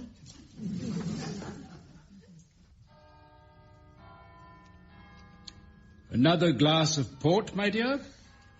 Better not. I get silly. Just a small one, then? Do you know you have the most extraordinary eyes? They're not glazed, are they? Oh, most certainly not. All the mystery of woman is in those eyes. Well, then they must be glazed. I'm not mysterious at all. You're very beautiful. Rubbish. Macefield had it, you know. But the loveliest things of beauty God ever has showed me are her voice and her hair and eyes and the dear red curve of her lips. It's very sweet of you, but... Oh, and as for those shoulders, my God, if I'd danced with you on the eve of the Battle of Waterloo, I'd have charged the French dreaming of those shoulders. And You were going to show me round. Did I? Oh, so I did, yeah. Oh, this way. I have some very interesting first editions that may interest you. Oh! Something wrong? You just pinched my bum. I mean, you actually pinched my bum. I couldn't resist it. Well, you should have tried. I'll get you a car. Yes, I think you'd better. When you get old, you forget, you see. Forget what? How to seduce. All those honeyed phrases one used so long ago seem ridiculously out of date. It isn't like riding a bicycle at all. You fall off. I shouldn't worry about honeyed phrases being out of date. I thought the one about us dancing on the eve of the Battle of Waterloo was terrific. Thank you, my dear. Thank you. I mean, take Tina Turner. Why should I? I mean, she's not a young woman, is she? When she struts her stuff... Alistair, you live in a fantasy world. I run a secretarial agency. I don't strut my stuff. Yes. Excuse me, sir. Yes, what is it? The champagne is ready, sir. I assumed it would be. I don't need to be told. Oh, I'm very sorry, I'm sure. It seemed the logical thing to do. What champagne? The bottle in my room. You do have a thirst, don't you? It's for us. In your room? Well, we can have it in your room if you like. Look, Alistair, do I have to stamp no in big letters on your forehead? Whatever turns you on. Well, I tell you what turns me on at this time of night. It's a comfortable bed and a good book. Okay, fine. What shall we read? Alistair. All right. I'm not entirely without sensitivity. I give in. Good. For tonight. Good night. What if I were Lionel? Well, he'd have dropped off in his chair by now. Enjoy the champagne. Was that Mum going upstairs? Well, hi. Yes, it was. She turned me down flat and went to bed. Oh, I think I'll do the same. Good night. I've got a bottle of champagne in my room. You've also got a bloody nerve. Alistair, mate, it just isn't your night. What have you taken to changing in the bathroom? Vanity, I suppose. Bits of me that used to ripple tend to wobble these days. And you're not wearing the pyjamas I bought you last time. Yeah. But don't you like them? Well, they were very distinctive. I just don't feel comfortable wearing pyjamas with Macho Man printed on them. You've been spraying again. It's called pourquoi non. That means why not. I can think of several reasons. Meaning? Meaning it smells like furniture polish. It didn't bother you this afternoon. It's the second wave. You are in a mood. Look, can we just change the subject? Yes, good idea. Ooh, these sheets strike cold. Does it really smell of furniture polish? Well, expensive furniture polish. That's better. Good night, then. What do you mean, good night? I thought I'd sleep in the guest room. It's her, isn't it? It's that old flame of yours, and I do mean old. I'm rather tired, that's all.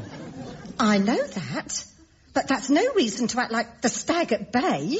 I've got the right to have my expectations. What do you mean, the right? You've slept in my bed. At your invitation? Have you forgotten the first time I stayed here? You showed me the bed I was supposed to sleep in, and 10 minutes later, we were in yours. Oh, I see. I overpowered you, did I? No, of course not. It was handy, wasn't it? Handy. Bad word. Convenient. Worst word. I'm not an eloquent man. No, you're not. Oh, for goodness sake, this is childish. We met. And let's face it, it suited us both. Don't make it sound like a grand passion. We only see each other a few times a year.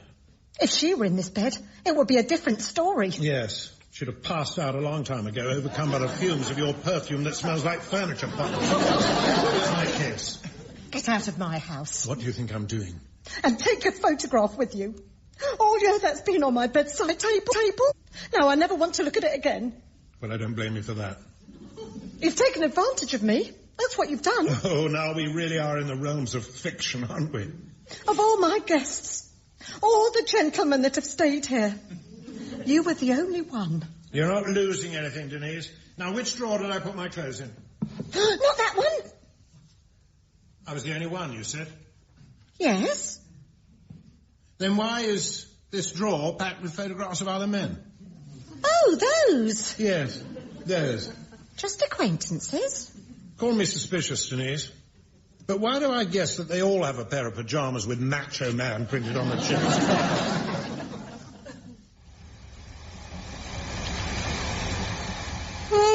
Oh, I do wish you'd stop yawning. Well, it's your fault. Why do we have to catch the dawn train? It's the yawn train in your case. It's nearly 8 o'clock. A leisurely breakfast, that's what I was looking forward to. You still haven't said why we had to leave so early. Because I'm sick of Norwich, that's why. I thought it was a nice city. It's not the city, it's all the goings-on in the city. Ours, you mean? Well, it was a shambles. You get your bum pinched by the master of a college. I get propositioned by a child. What child? Alistair. You haven't mentioned Lionel. Is he included in this shambles? No. Are you sure? I'm positive. If he chooses to spend the night with a loud-mouthed, overblown bit of stuff, that's his business. Just as long as you don't care? I don't. Good. Oh, you can't still be tired. No, that's a different kind of yawn. That's the yawn I do when I don't believe a word that someone's saying.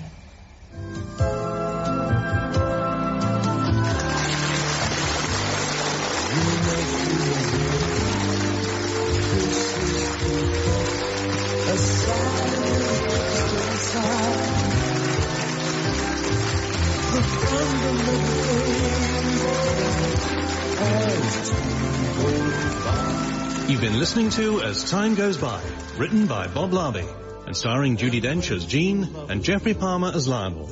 Judith was played by Moira Brooker, Alistair by John Glover, the Master by John Barron, and Denise by Jean Warren. Other parts were played by Melanie Hudson and Simon Greenall. The producer was Martin Fisher. As time goes by.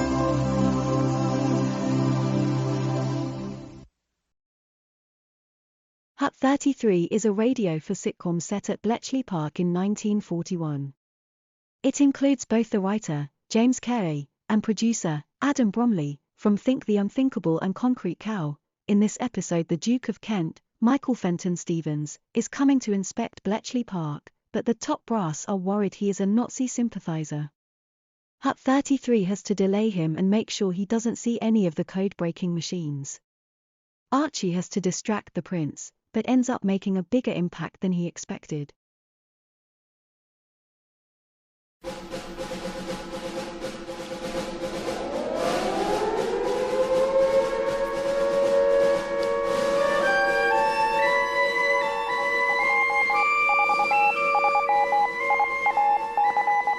Hut 33 by James Carey.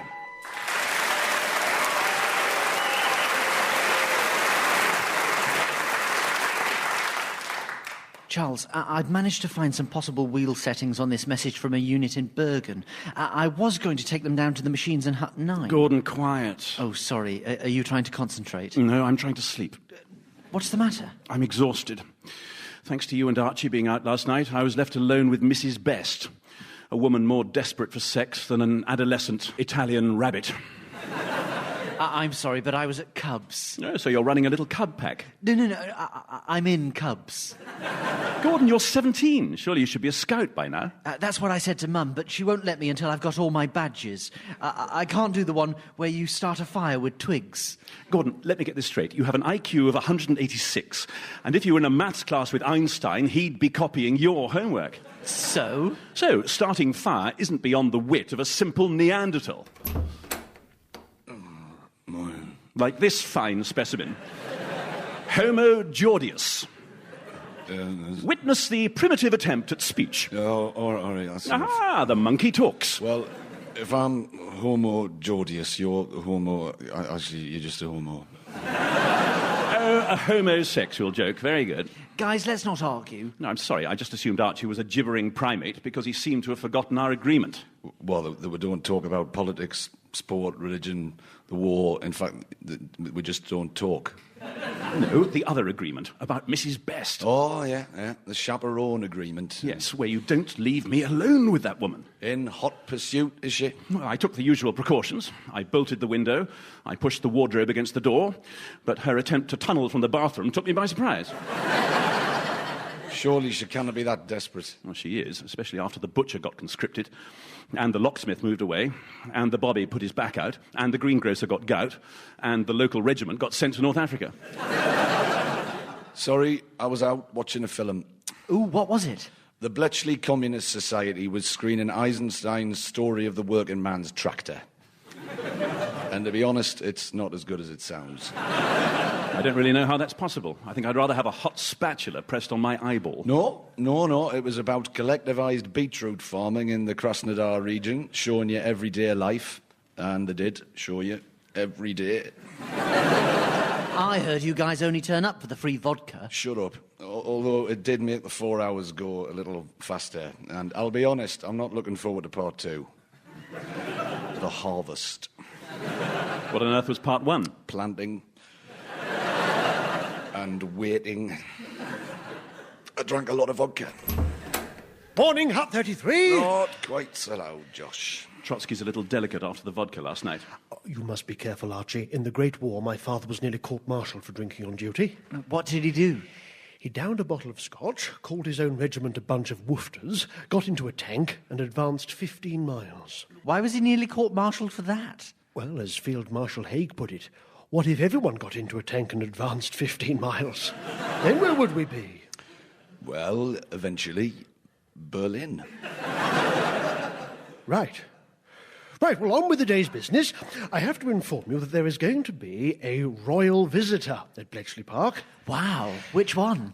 At the moment, that information is classified. When are they coming? At the moment, that information is also classified. And when do we find out more? That information is also classified. Well, I'm glad we've had this little chat.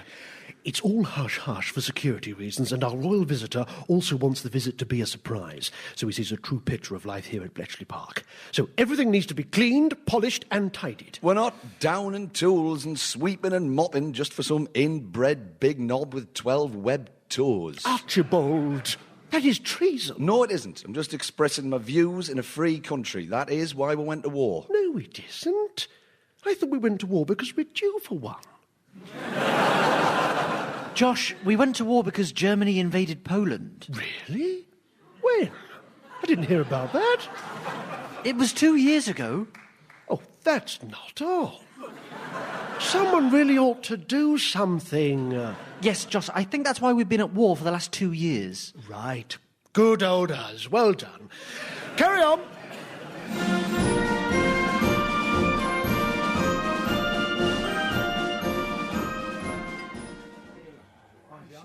Evening, Mrs. B. All right, gents. What'll it be? Do you have any wine? Oh, yes. That isn't made from dandelions or root vegetables? Ah. No. Well, a dry sherry then. Gordon, can I get you anything? Actually, I'm meeting Minka. Oh. It's nothing like that, except I don't know where I'm supposed to be meeting her. Hello.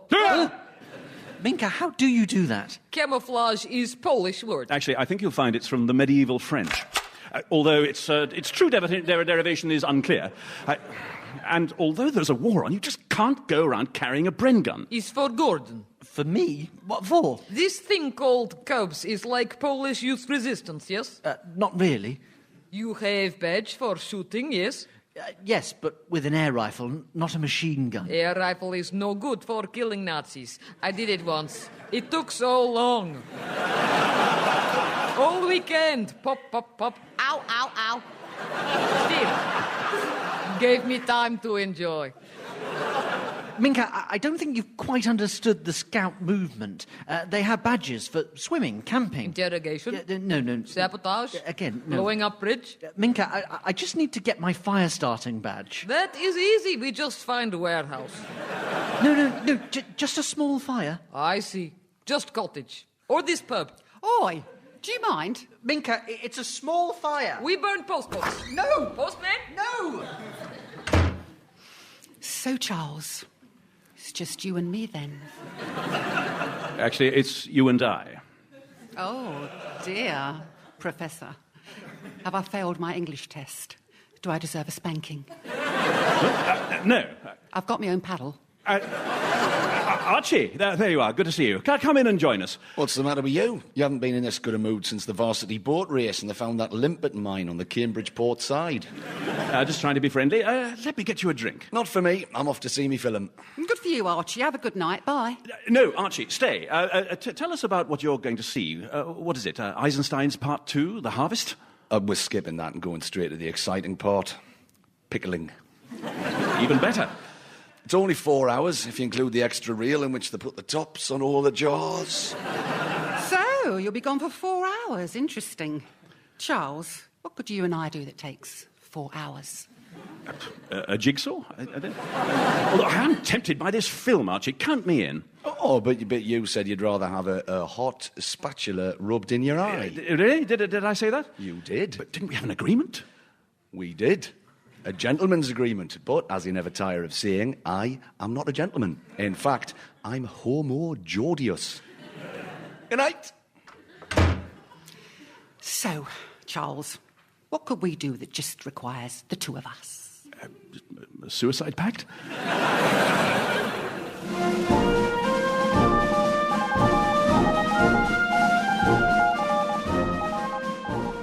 Archie, those messages from Bergen appeared to show some kind of anti-aircraft. You okay? Still a bit hungover. I needed to drink quite a lot to get through the film.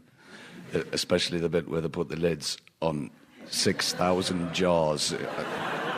How was your lesson in fire making? Pretty good, actually. You look surprised. Oh, your eyebrows have gone. Minka got me 2 badges in one. Lighting fires and riverside cookery. She set fire to an otter while it was still in the water. It was some flamethrower. Morning, Charles. Did you have a lovely night in with Mrs. B? She was like a dog after a... Actually, it's a bad simile to use, I'm afraid. So, she's closing in on you? Yes, which is why I spent most of the night making a decoy of myself out of papier-mâché. Pay attention, Hut 33. I have orders for the royal visit. Oh, who are we getting? I hope it's one of the important ones. The most royal person I've ever met was when our school gym was opened by Princess Stephanie. Who's Princess Stephanie? She's the Duchess of Cornwall's second cousin twice removed. And she married her first cousin once removed, becoming her own stepdaughter and great-aunt. All I remember is she had enormous ears, and at lunchtime she physically couldn't close her mouth when she ate. It probably won't be her. We're an intelligence unit. They'll send Prince Henry, Duke of York. Oh, he's the clever one, isn't he? The one that can nod and point at the same time. Real swot. What about the Duke of Cumbria? He's nice. He's a charming man, but he's been keeping a low profile since, He shot his butler. No, he didn't shoot him.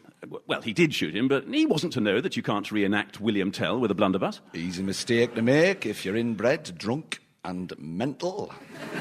What about Prince George, Duke of Kent? Isn't he a Nazi spy? The Duke of Kent? A Nazi spy? That's treason. Either way, given all the suspicions, they're hardly going to send the Duke of Kent to a secret place like this. Well, whoever it is, the orders are as follows. For the royal visitor, visually informative displays will be made for the inspection by all non-essential code-breaking huts. These huts are Hut 33... That's it. Carry on, Hut 33.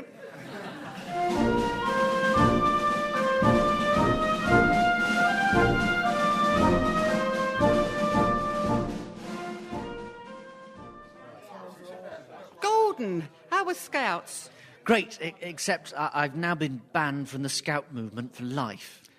I'm guessing Minka's involved in this. Maybe. Well, everything was going fine until Minka turned up at the brownies next door. They may be little girls, but they need to know how to kill Nazi with hairpin. I reckon they would have overlooked that, and the bit where you issued each of them with grenades. Oh, dear. But I think it was the putting Brown Al's head through a window that did it. They fascists. Fascists? They wear brown dress, like brown shirts. They even have salute. Dib-dibby, same as Sieg Heil. Oh, Minka. They're not in league with Hitler. Huh. You believe their propaganda because they give out cookies. Don't be ridiculous. Although they are very nice. It's okay. I have last laugh. Ha, you see? That's me. I laugh. Ha.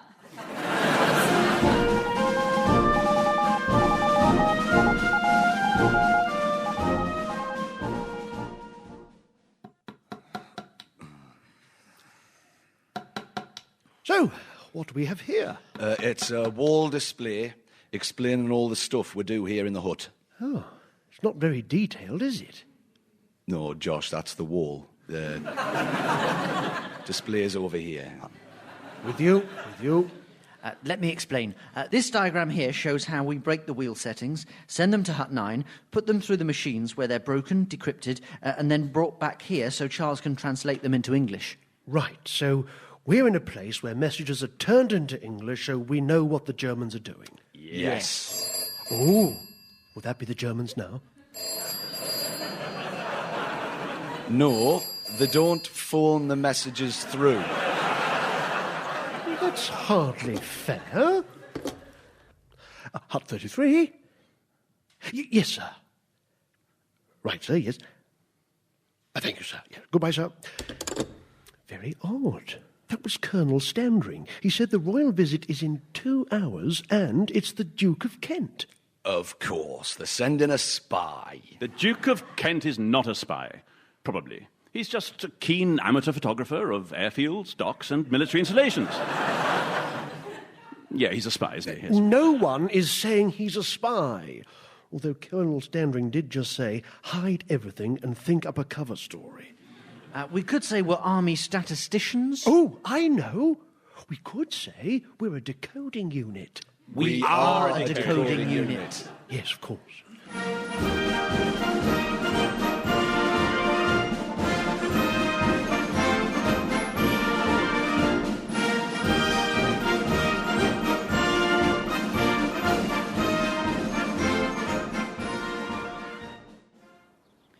Why do we have to go to Hut 9?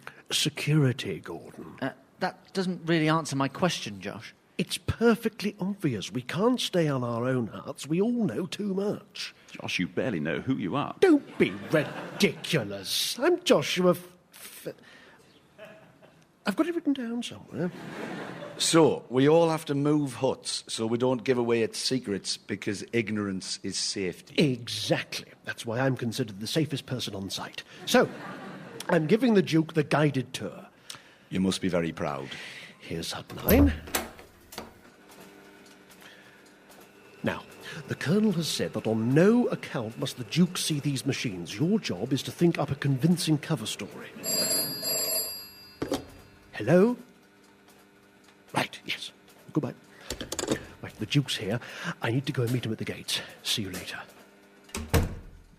What do you call a duke? You call him Your Highness, and when you meet him, you bow and wait for him to speak. And then... Look, can we just get on with this cover story? If he tells Hitler about all this kit, we're finished. Archie, it's quite simple. If the Duke insists on coming in here, we need only to send out an oily working-class type in overalls saying it's not safe. Why are you looking at me? Well, you yourself said that you're not a gentleman and a proud member of the proletariat. All right, it's from a country. What do I have to say? Just that there's heavy machinery malfunctioning in the hut, which is unsafe for the royal person to be near. He's very vain. But what if he insists on coming in? I kill him. Minka, where are you? I told you camouflage is Polish word.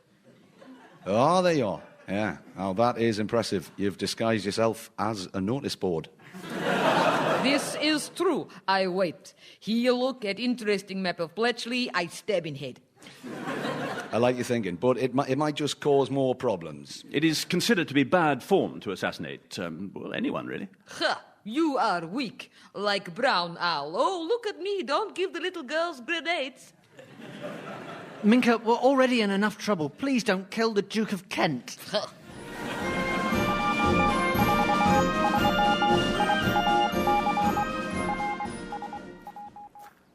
Cavey, they're coming. This is the parade ground, Your Holiness. Your Holiness? I think you're confusing me with the Pope. Oh, yes, sorry. This is the parade ground, yours sincerely. Yes. Is it really? That's some gravel. Mm-hmm. That is a shrub. Yes. That's the sun. Oh, is that a pigeon? Look, can you please show me something interesting? Like that young man over there. This is Gordon. Hello, young man. Your Highness. And what do you do? This and that, Your Highness. This and that. Yeah, we're not going to win a war with a bit of this and that, now are we? No, Your Highness. No, Your Highness. Although, what about a bit of the other? How old are you? 17, Your Highness. Not you, then. Oh, hang on. Is that Charles Gardner? It is. Oh, hello, old thing. Your Highness. A long time no see. The Ribbontrops are beginning to think you've gone off them. Well, there is a war on. Oh, why let a little war get in the way of a beautiful friendship? We should be making peace with the Germans. I mean, it's just a small squabble over Poland. Poland and France, Your Highness. And Holland, Belgium, Denmark, Greece, Russia. All those countries as well. Are we all against the Germans? Because that hardly seems fair. Yeah, I so agree. Hitler may have a few rough edges, but he talks a lot of sense on transport policy and... Ruthless world domination? Yes, very good. Yes, I've missed you, Charles. Did we ever... No, Your Highness. Well, maybe one day. Maybe one day. So, it's chaps only in the huts, is it? I was hoping to introduce you to Minka, but she seems to have... Your Highness. You've startled me. Minka is from Poland. She escaped before the Nazis arrived. Not true. Nazis arrive in my town. Bang, bang. No Nazis. Then I leave. Oh, a brave and plucky Pole. Good for you. I'd like to shake your hand. Oh, I don't think that's a good idea, Your Highness. If you'd like to step through here, we've done some wall displays on the logistical and administrative front. Oh, how dull. I thought this place would be much more exciting. I know you're all boring, spotty boffins, but come on, really. I mean, oh, what's that? What's what, Your Highness? That noise. Noise? Well, it sounds like heavy machinery. I like heavy machinery. Takes me back to my days in the Navy. Wonderful times. I was as happy as a Nancy boy on a boat full of sailors. Why don't you step this way? No. The sounds are coming from that hut there. Your Highness. Ah, grease monkey. How divine. I'm afraid I cannot let you into this hut, Your Highness. And he's from Geordie land. Oh, dreamy. What's your name? The cat got your tongue? No, sorry. My name's Archie, and the machinery's malfunctioning. It's too dangerous. I'll be fine. No, Your Highness, please. You're just too precious to risk. Oh, you think I'm precious? Oh, you are sweet. Isn't he sweet? So lovely. Mind you, Petal, I think I'm a bit out of your league. No, not precious to me. Precious to the country. Oh, am I not precious to you then, Sweet Pea? No, I mean, you just call me Sweet Pea. You know, you're quite a lamb when you're all confused. Perhaps Your Highness would like to see the main house. Well, all right, but I want to see in there. It sounds very exciting. This way, Your Highness. Maybe I'll see you later. Archie Barchie.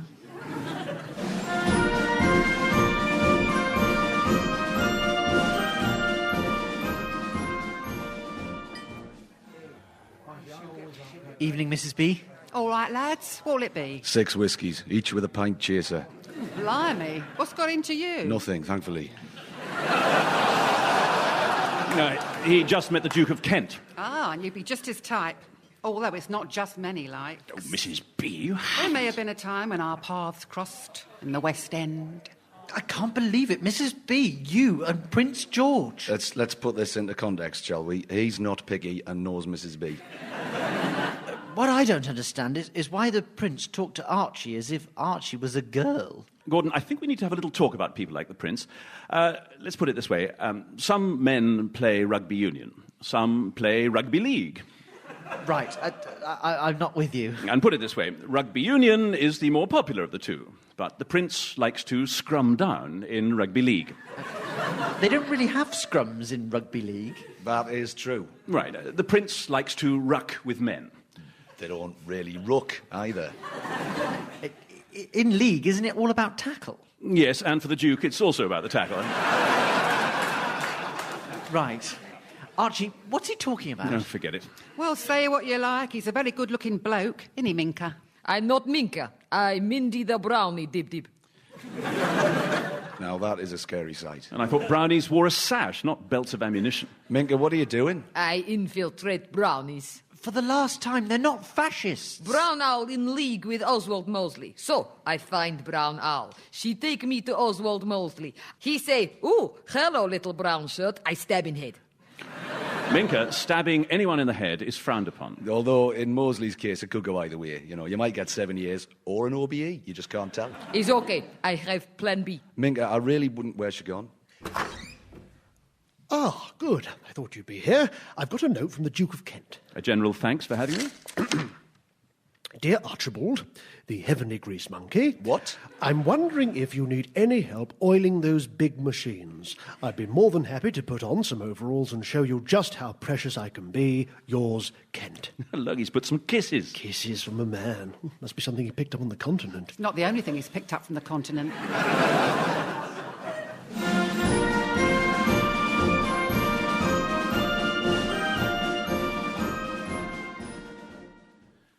So, you and the Duke will have this saloon bar to yourself. I'm not going through with it. Yeah, the overalls are there.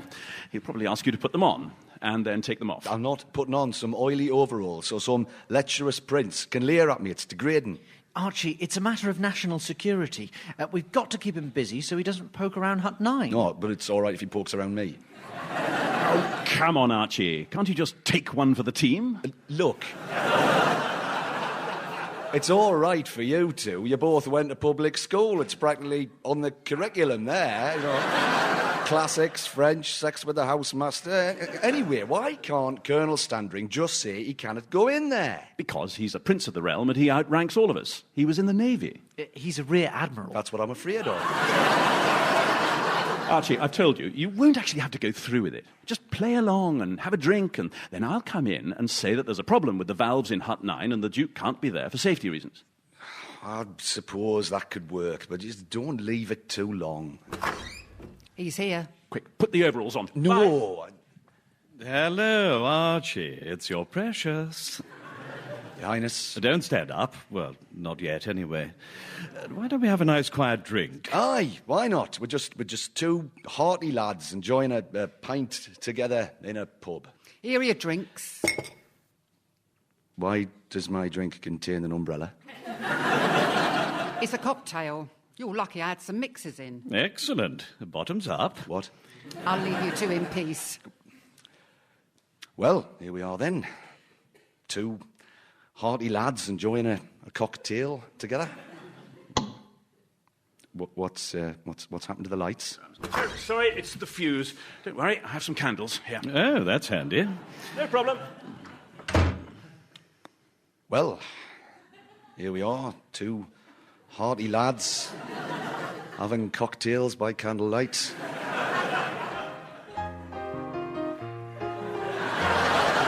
Charles, could you stop playing piano, please? Sorry.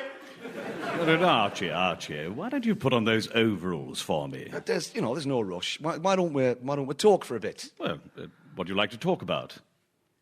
Politics. Okay. What do you make of Hitler? I think he's a puppet. Right. And I can't stand those beastly communists. Yeah, let's not talk about politics. Well, of course, we don't have to talk about anything. We could play a game. How about Nine Men's Morris? It's very hard to find 9 men called Morris, but well worth the effort. Why don't I put on the overalls? Yeah, I'll help you. It's okay, it'll go on very easily. Here we go, and... Oh, how lovely. Someone's cut a large hole in the crotch. Well, it'll save time. I wonder who could have done that. Charles! Sorry, I hope I wasn't interrupting. Well, actually... There appears to be a large hole in my overalls. I wonder how it got there. Mice? Anyway, don't you have some news for me? About Hut 9? No, you do. Everything all right? In Hut 9, a problem with the valves? No, all in perfect working order. You total and utter... Charles, I hate to sound rude, but Archie and I were rather in the middle of something. Absolutely. Anyway, I'd love to stay, but Archie's made it very clear in the past that he doesn't do chaperones. No, I do chaperones. I'm up for anything. You're a Bradlow man, aren't you? Yes, but I don't see... You lot are famous for it. Archie, hold my drink. What? Come here, Charles. You first. Your Highness, please. No. Your Highness. Oh, reinforcements. Now, this is my kind of party. This is an armed escort, Your Highness. Please don't tell me they're all called Morris. Your Highness, your life is in danger. A bomb has been discovered nearby under the scout hut. It appears to be the work of anti-fascists. On the side of the hut, there was graffiti which read, Dib Dib Zig Heil, Brown Owl is Ava Braun. Oh. And who would do such a thing? I wonder. Oh, it's just mean. There's nothing wrong with being a fascist. No, apart from the racism, the camps... So, I'm afraid we have to evacuate the area while the bomb is defused. Oh, well, all right then. You'll have to come with me to a safe house. Oh, really? Actually, Josh, you're quite something in your uniform. Oh, thank you very much. Yes. Fancy a game of shove, piggy, sharp?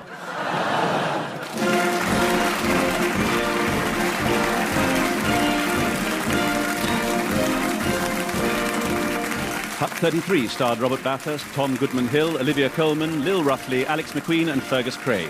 The Duke was played by Michael Fenton Stevens. It was written by James Carey. The producer was Adam Bromley.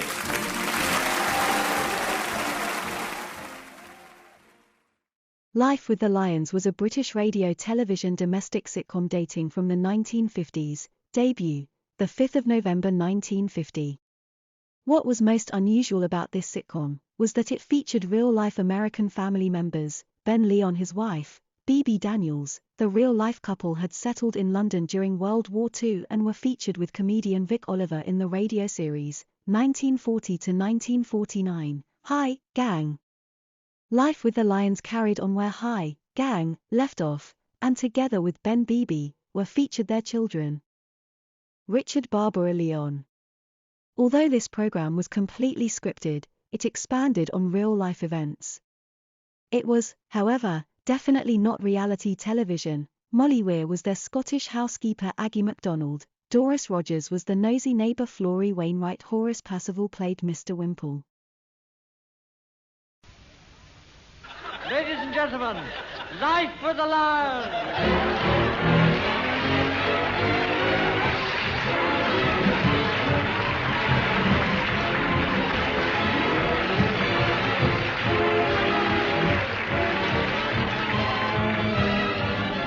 Once again, we'd like you to meet the Lion family.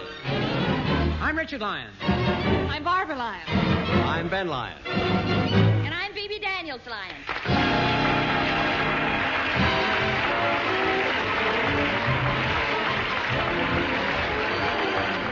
And here they are in The Poet.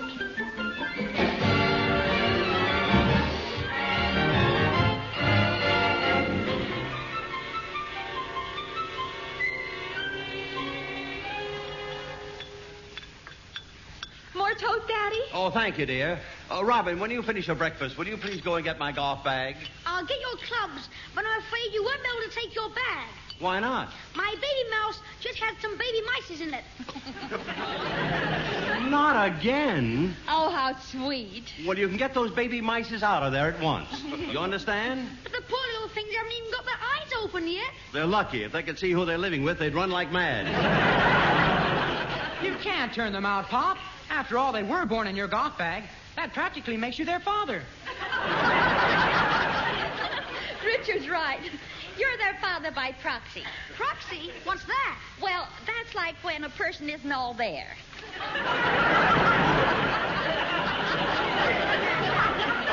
You speak for yourself. Robin, you're going to have to do something about those animals. You're going to have to do something about your insects, too. Ever since you've been here, I've had beetles in my bedroom, caterpillars in my cupboard, and ants in my... Pants! Now, it's no joking matter. I'm tired of having this place turned into a bug house. I don't know why you hate the little things so much. I don't hate them. I just don't want them as house guests. More coffee, Daddy? Thanks. I met a boy in the park this morning who knows all about insects. This is a charming subject for the breakfast table. He said ants are just like human beings. They have their own government, their own armies, and their own police. Yes, and ants have something no other insect has. Well, what's that? Baby ants.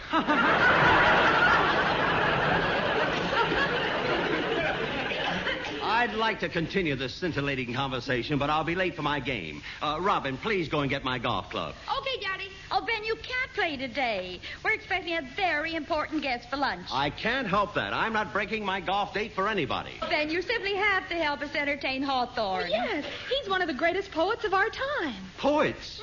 You mean I have to cancel my golf game to meet some anemic, pale-faced pen pusher? Daddy, how can you talk like that? He's a genius. All the critics rave about his poetry. I'll bet I could write poetry as well as he can. Ma, Mrs. Wainwright said he likes flowers. Do you want me to pick some in the park? Oh, Richard. Oh, my goodness. We'll buy some at the florist. A poet. I could have been a poet myself. I think his favorite flowers are roses. When I was 12, I wrote a poem about my first love. We better get 3 dozen. It was all about dimpled cheeks, big blue eyes, and curly hair. I called it Ode to Ben Lyon. Oh, Ben, snap out of it. You realize for 2 years we've been trying to get Hawthorne to lecture to us, and finally we've caught him. You make him sound like a case of measles. How much are you paying for this great privilege? 20 pounds. What? Gee, if he's getting 20 pounds, I think he should give us the lunch. Well, son, I'm glad to hear he's your pet aversion, too. Oh, he's no pet of mine. Honestly, Richard, how can you be so stupid? Oh, I take after my sister. They are goat clubs, Daddy. I dug all the mices out and put them in one of Richard's football boots. Thanks, pal. Oh, Master Robin, we're right out of dog food. Will you be a good boy and go up the road and get some? Sure, Aggie. Oh, Robert, if you want to get the dog something really nice, go to the butcher's and get an oxtail. I got her one last week, and she loved it. She did? Yes. Ask the butcher if he'll give you another tail off the same ox. Okay, Mom. Do you want to come with me, Richard? I can't. I've got to repair my football. Robin, here's a half a crown. You can keep the change. Wait for me, Robin.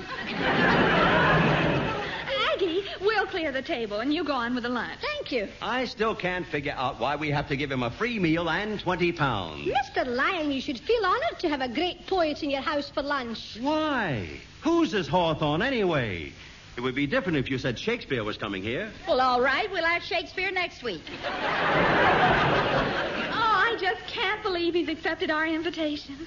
I wonder why he did. He had a lot of good reasons. 20 to be exact. Ben. I thought poets were born, not paid. Money means nothing to Hawthorne. Mention that when it's time to give him his check. Oh, Daddy, you're impossible. Oh, come on, dear. Let's start clearing the table. It's late. All right, Mother. Aggie, you think we should have place cards? I do, and we mustn't forget the finger bowls. Oh, no. And I'll float some little flowers in them. This certainly sounds like a very formal luncheon. Aye, it is. I'm serving the potatoes with their jackets on, and I'm putting paper panties in the lamb chops. Oh, well, I must away and get things started.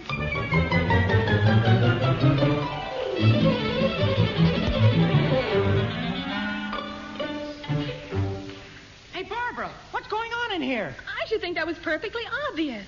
We're setting the table for the luncheon. I hope these table mats are good enough. Fine thing. We have to lay out a banquet for this corny poet who writes about how his love is as pure as the melting snow and all that kind of slush.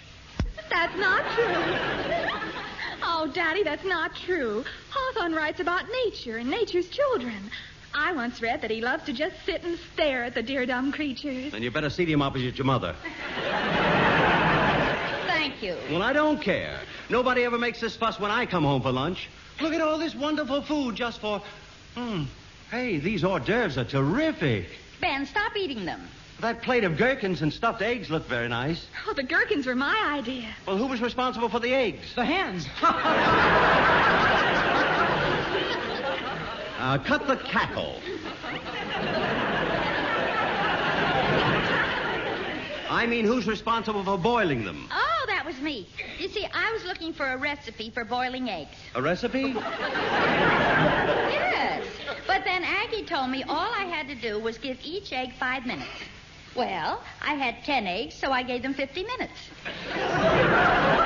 Ma, you boiled them too long. Yeah, that's what Aggie said when she saw me cracking the shells with a hammer. Well, thank goodness you didn't touch any of the rest of the food. These olives are delicious. Oh, Daddy, please leave them alone. There won't be any left for Hawthorne. Yes, and Mr. Wimple said he particularly likes olives. Likes olives what? Now, stop being funny and leave the food alone. It's not nice to keep picking at it like that. Well, it's my food. Well, yes, Pop, but it's a shame to keep eating the best things. Well, yes, I guess I should stop. I was wondering what this sliced salmon tastes like, that's all. It's delicious. Oh, Richard! Oh, you're right, son. The salmon is really delicious. I wish you would get away from the table and let us finish setting it. Barbara, you better go in the kitchen and see if we've got enough coffee cups and saucers. All right, Mother. There should be about 25 cups and 25 saucers. Oh, let's see. 5, 10, 15, 20, 25. That's right, Mother. 25 cups and 24 saucers. I don't know. Other fathers have nice, dainty daughters, but not me. Mine has to be as clumsy as an elephant. Daddy, I object to being called an elephant. well, if you don't like it, you can go and pack your trunk.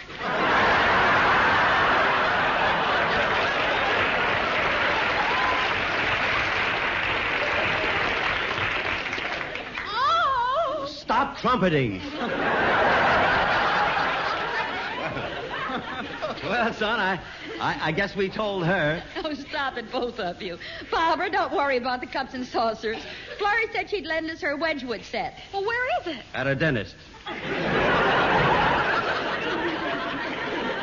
You know, you're sure making a fuss over this lunch. Oh, Ben, I hope you'll say something nice to Hawthorne. Of course I will. I'll say, hello, Bud. What are you going to do with our 20 pounds?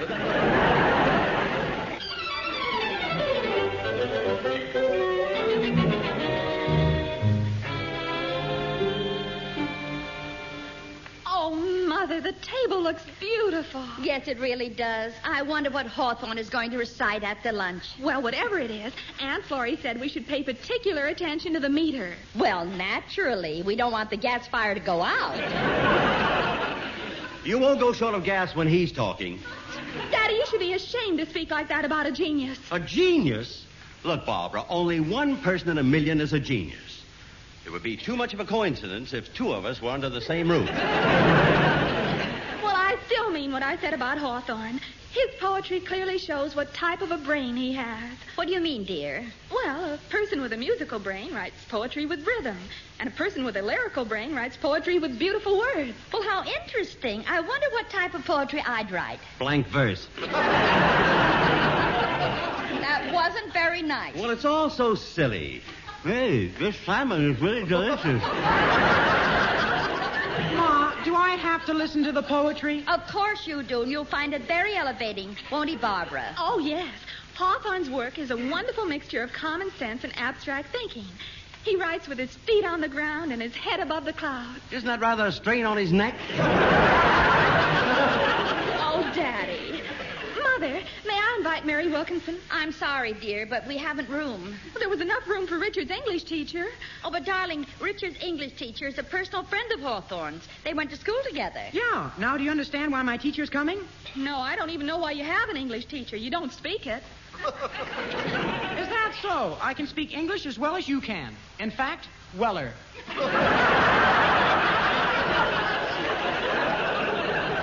Richard, I can speak English as well as you can. In fact, weller. Sure, Pop. You can speak it weller than any of us. That's awful. I send you to school, try to give you a good education, and just listen to the way you murder the Queen's English. Oh, Daddy, please leave those peanuts alone. Hawthorne will be here in 15 minutes. 15 minutes? Oh, you're right. Richard, get your coat on and meet him at the station. Which station? Well, here it is. It's all written down on this piece of paper. Now, hurry. Okay, I'm on my way. Don't shut the door, Rich. I'm coming in. Robin Lyon, just look at you. You're covered in mud. Oh, don't worry, Mom. It's clean mud. Oh, where have you been? In Hyde Park with my new little friend. Well, what's that you're carrying? A jam jar full of water. My tadpoles are in it.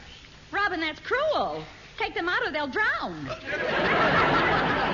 Phoebe. They like water. Daddy, put that celery down. But I'm hungry. Ooh. This celery tastes terrible. Ben, that's funny. When I popped it into the jar just now, my tadpoles loved it. Good. Suddenly, I've lost my appetite. Well, it serves you right. Now, Robin, you run upstairs and get cleaned up. Okay. Is it all right if Joe comes over for lunch? No, it isn't, dear. Mother says she hasn't room for any more. Not one. No, dear. Mom. Yes? I've already asked him. Oh, Robin. Please, Joe and I could eat in the kitchen. You can have lunch in the kitchen, but don't get under Aggie's feet. Gee, thanks, Mom. I won't.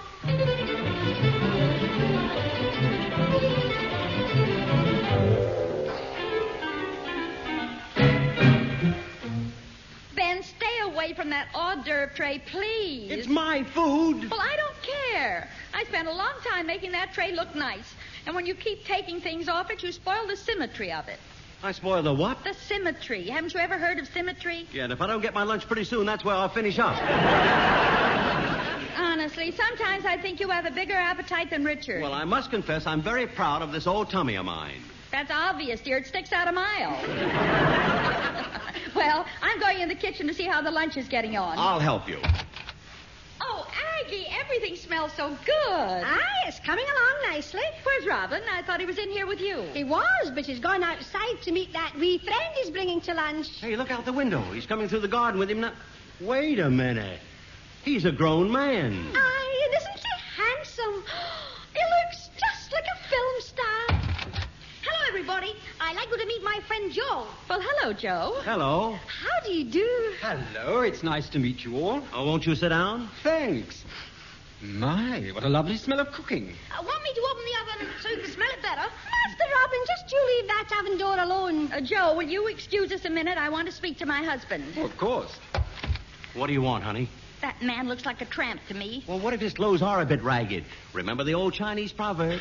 Light of a man's soul does not shine through hole in trousers. Please be serious. He's wearing sandals and he has a rope for a belt. He might be a kidnapper, a burglar. Why, he isn't even wearing a pair of braces. Well, then he must be a hold-up man. I tell you, this isn't funny. How do you know he didn't make friends with Robin just so he could come into this house and rob us all? Oh, all right, honey. If that's the way you feel, I suppose I better tell him to go. Yeah, go on, dear. Oh, Joe. Yes? I'm afraid we can't invite you to lunch. You see, young man, we're having a very important guest for lunch, and I'm afraid we can't possibly squeeze in anyone else. I quite understand. Anyway, Mr. Lyon, no matter who you're having for lunch, meeting them after meeting you could only be an anticlimax. There'll be one more for lunch, Aggie. Oh, good. He can have his lunch in the kitchen with me.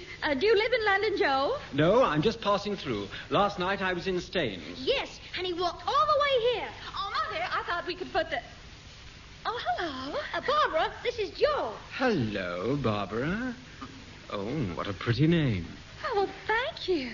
Did you really walk all the way from Staines? No, I just came in here from the dining room.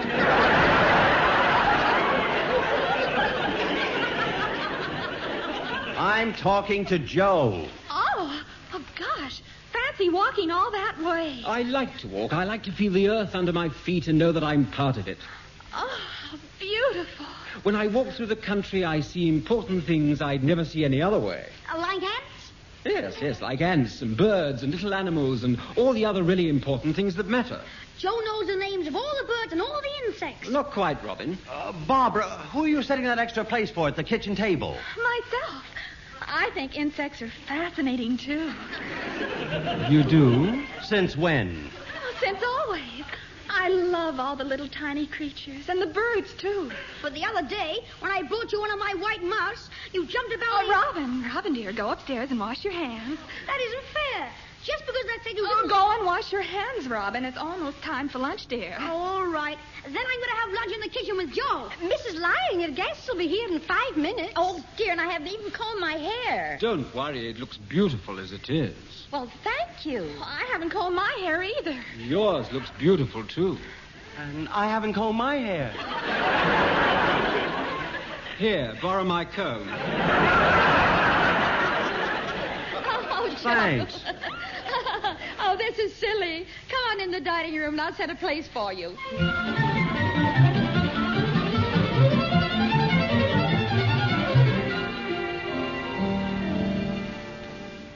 Where did the ladies go, Ben? Back into the kitchen. You know, women, they still have more things to put on the dining room table. Well, I don't know where they're going to put them. I'm surprised that table doesn't collapse with all that food on it. I've never seen anything supporting such a load. You will now. Hello, Ben. Oh, well, aren't you going to introduce me to your handsome friend? Down, Florrie, down. Oh, Joe, this is Mrs. Florrie Wainwright. How do you do? Oh, this is my lucky day, Mrs. Wainwright. You're the third beautiful woman I've met. Oh, you naughty, naughty man. You're just saying that to inflate my ego. From where I'm standing, it's already inflated. Ben, you should be ashamed of yourself, insulting a poor, defenseless widow like me. Widow? You mean an attractive woman like you is single? Oh, but only because I've been saving myself for the right man. Did you have to save so much? Oh, so you think it's funny too, do you? Yes, I like to see two friends pulling each other's legs. Naturally, I know Ben couldn't possibly mean the things he said about you. You're too attractive a woman. Oh, now, come, young fellow. When a man pays a woman the compliments you've paid me, he usually has the wrong ideas. Oh, but I assure you I haven't any wrong ideas. Oh, come now, you're not trying.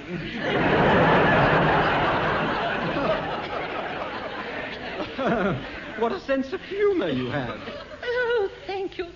It's nice to be paid so many compliments. Ben always tells me I look horrible. Oh, that's not true, Florrie. I never say you look horrible. Well, you never say I look pretty either. That's because you're sort of in between. Pretty horrible. Hey, Pop, I waited at the station for half an hour and he didn't turn up. Good. Oh, dear. Beebe's going to be so disappointed. What's wrong? Well, we seem to be short of a celebrity. My wife engaged some crackpot poet to give a lecture. Oh, but Hawthorne's not a crackpot. What's the difference? Silly fathead isn't here, thank heavens. Ben? Yes? I'm Hawthorne. You, Joe? Yes, Joe Hawthorne. Pop, your mouth's open. Well, shut my mouth.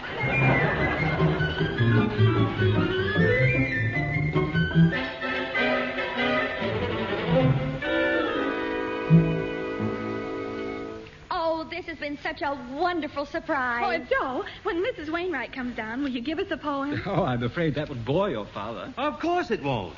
You know, I didn't really mean what I said. I like poetry. That isn't what you said this morning. Richard, you've got some soot on your face. Go up and wash it. I don't see any soot. Well, take my word for it, son. Now go up and wash. Okay, Pop.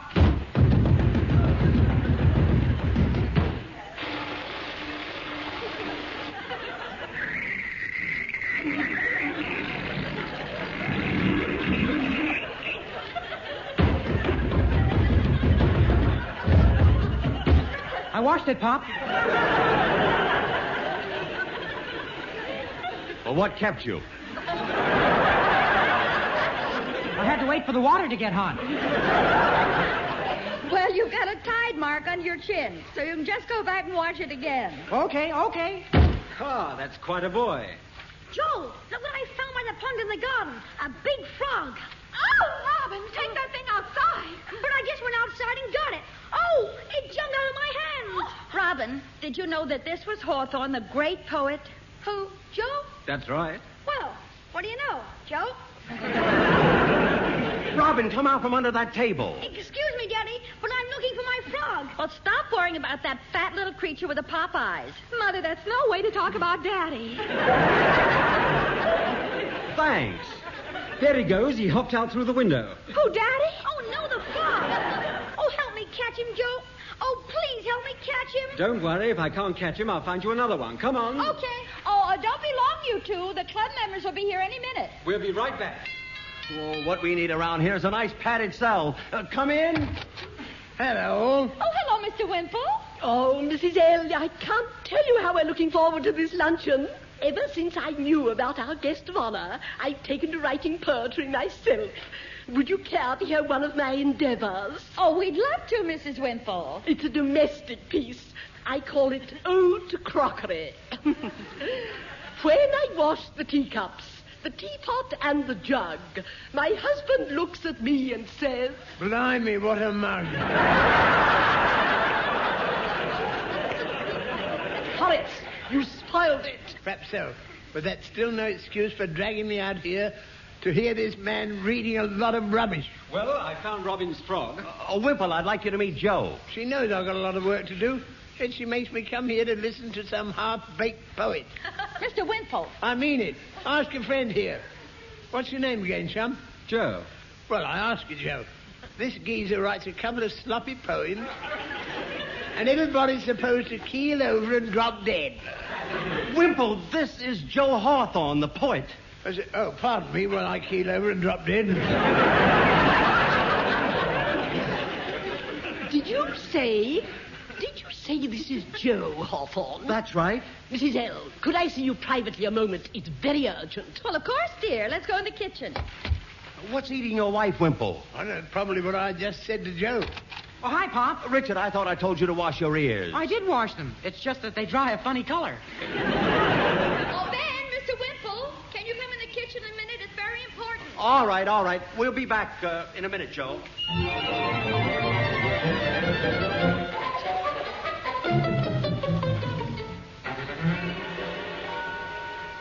Mrs. Wimple, are you positive he isn't Joe Hawthorne? Of course I am.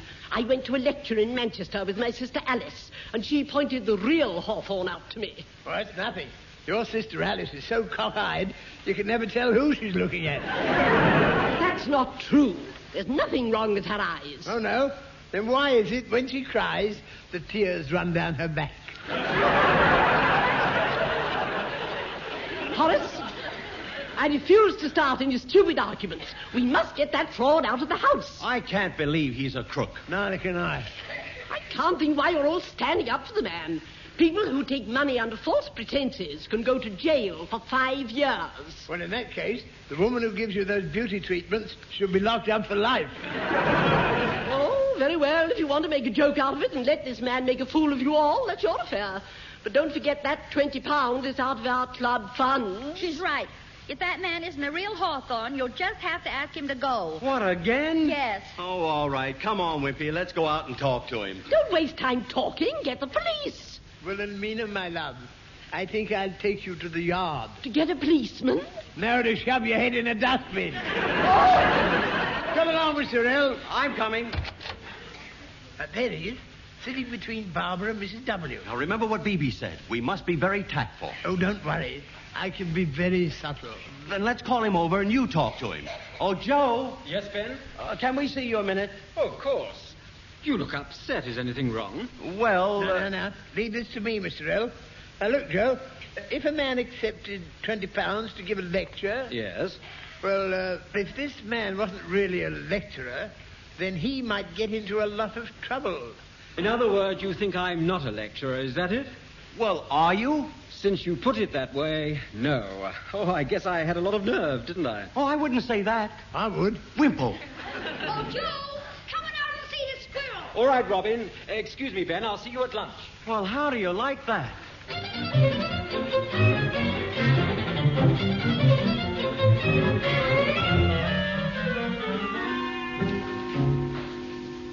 Mr. L., have you told that imposter to leave yet? I can't. He's out in the garden playing with Robin, and I don't want to tell him in front of the boy. Here he comes now.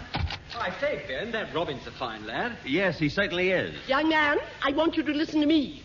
The game is up, so would you please leave this house immediately? But why? I've already told Mr. Lyon I'm not going to give a lecture. Never mind about the lecture. We know you're a fraud. Say, Mr. Hawthorne, my English teacher has just arrived. Remember, he's the one who said he used to go to school with you. You better fly, Joe. Now, you'll see I was telling the truth. Hello, Lyon. Nice to see you again. Hi, Joe. Gussie. Oh, Gussie Maxwell. Well, it's great to see you again, you old son of a gun. Just a minute, Mr. Maxwell. You know this man? Know him? We went to school together. The boys used to tease Hawthorne about his poetry. I always knew he'd make a name for himself. Then he really is Joe Hawthorne? Who do you think he was, Joe Davis? Mrs. Wimple said that he was... I'm sorry, dear. You and your cockeyed sister. Goodbye, all. Where are you going, Mrs. Wimple? Into the back garden to drop dead. Now, come, my love. I'm sure nobody would want you to drop dead in the back garden. Wouldn't they? Of course not. Go and drop dead in the front garden. Phoebe, Aggie says lunch is ready. Good. Joe, where would you like to give your lecture? In the dining room or in the living room? Neither, Mrs. Lyon. You see, your husband has just convinced me that I shouldn't give any more lectures. What? Yes, every time I give one, I'm really taking money under false pretenses, as he so rightly said. What nitwit said that? Mr. Lyon. What? Oh, Phoebe, this is terrible. 30 women coming to the house and no lecture. Ben, this is all your fault. It is not. Can't you understand? He took what I told him the wrong way. Well, see if you can take this the wrong way. Florrie, put that down. Florrie, you mustn't hit my husband with an umbrella. Mustn't I? No, take this frying pan. Now, just a minute, ladies. You've got Mr. L all wrong. I was with him when he spoke to Hawthorne. Then it's your fault. You should have stopped him. Quite right. Phoebe, make that 2 frying pans.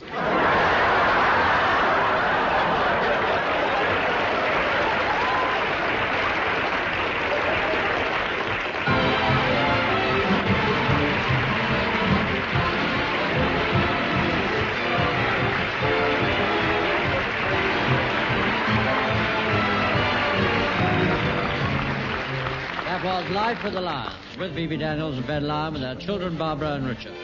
Also in this recording were Horace Percival, Molly Weir, Doris Rogers, Hugh Morton, Richard Bellairs, Louis Stringer and Gwen Lewis. The script was by Bob Block, Ronnie Hambury and Phoebe Daniels. The BBC Variety Orchestra was conducted by Paul Fennelly. Production by Tom Ronald.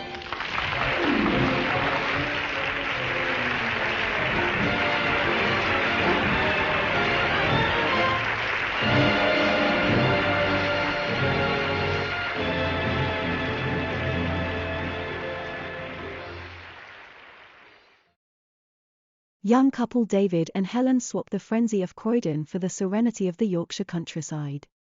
But there are obstacles to overcome. Terry Gregson's North v South sitcom stars Rodney Bewes as David Parkinson, and Belle as Helen Parkinson, Daphne Oxenford as Mrs. Henderson, Paula Tildrick as Mrs. Arthur and Peter Wheeler as Mr. Sands, produced at BBC Manchester by Ron McDonnell.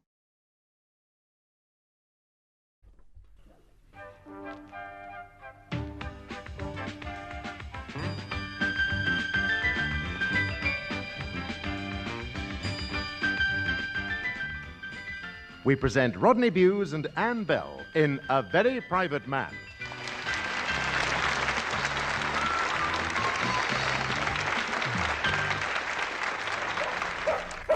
Oh, Rex, you naughty dog. Now behave yourself. Could you hold him, Mrs. Arthur? Hold him, please. I'll try and edge past up the stairs. Oh, silly Rex. It's only Mr. Parkinson. He has much more of the watchdog instinct than Martha, too. The slightest noise at night and he's away. Yes, my wife and I feel completely safe upstairs, Mrs. Arthur. We do miss the sleep, of course, but it's a small price to pay for security. If you just hold him back, I could... He knows something's in the wind, Mr. Parkinson. He'll miss you when you've gone, 'cause they all will. I shall certainly miss him. And the others. Now, hold on, Mrs. Arthur.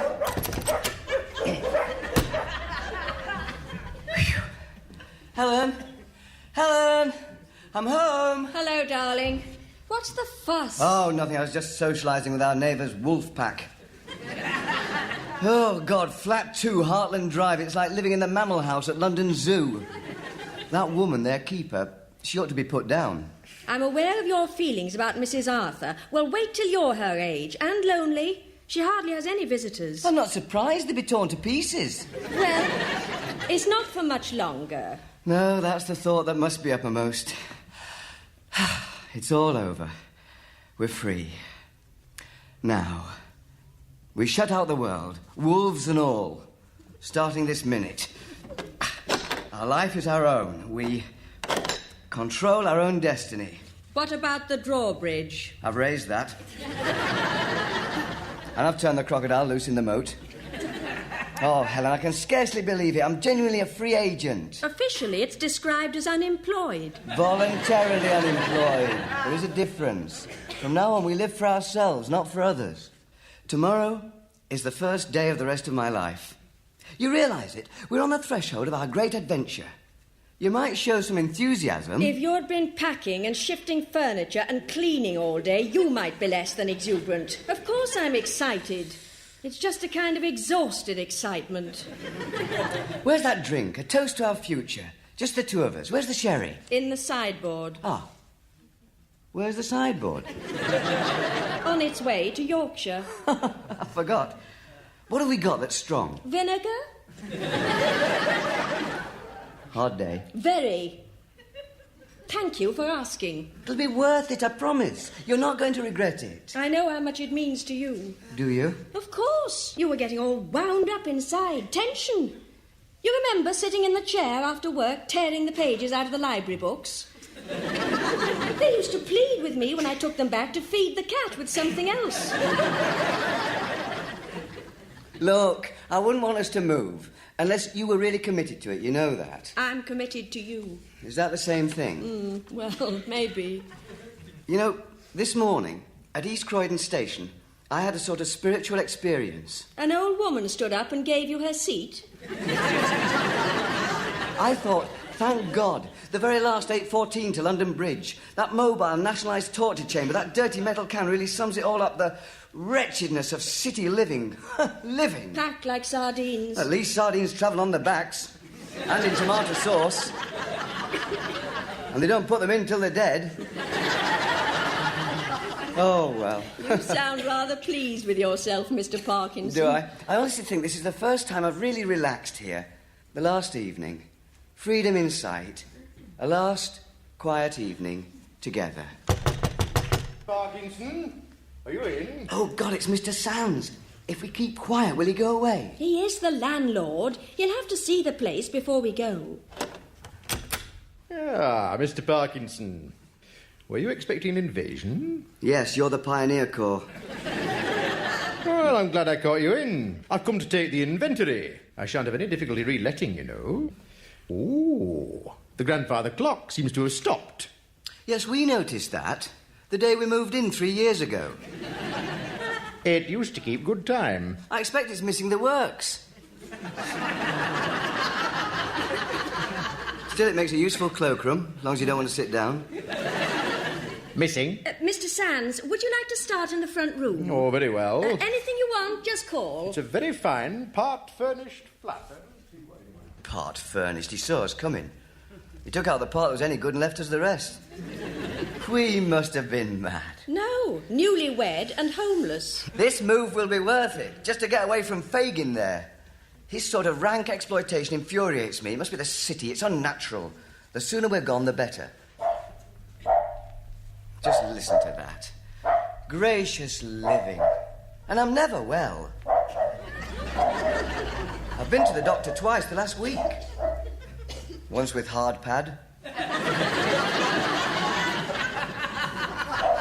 And then mange. Dandruff. I don't get dandruff. I've told you that before. Remember? I don't get dandruff. You're lucky I haven't caught rabies. I'm not so sure you haven't. We've got to get out of this place. We have to. What time is it? 7 o'clock. Is that all?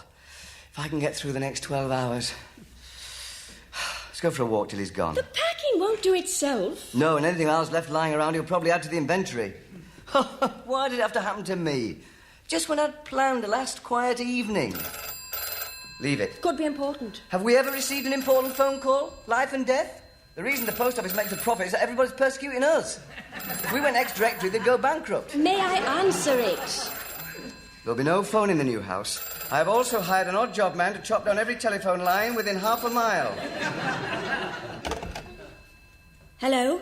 Helen? Yes, Mother. Oh, no. Tell her to make it short. We're leaving tomorrow, not next week.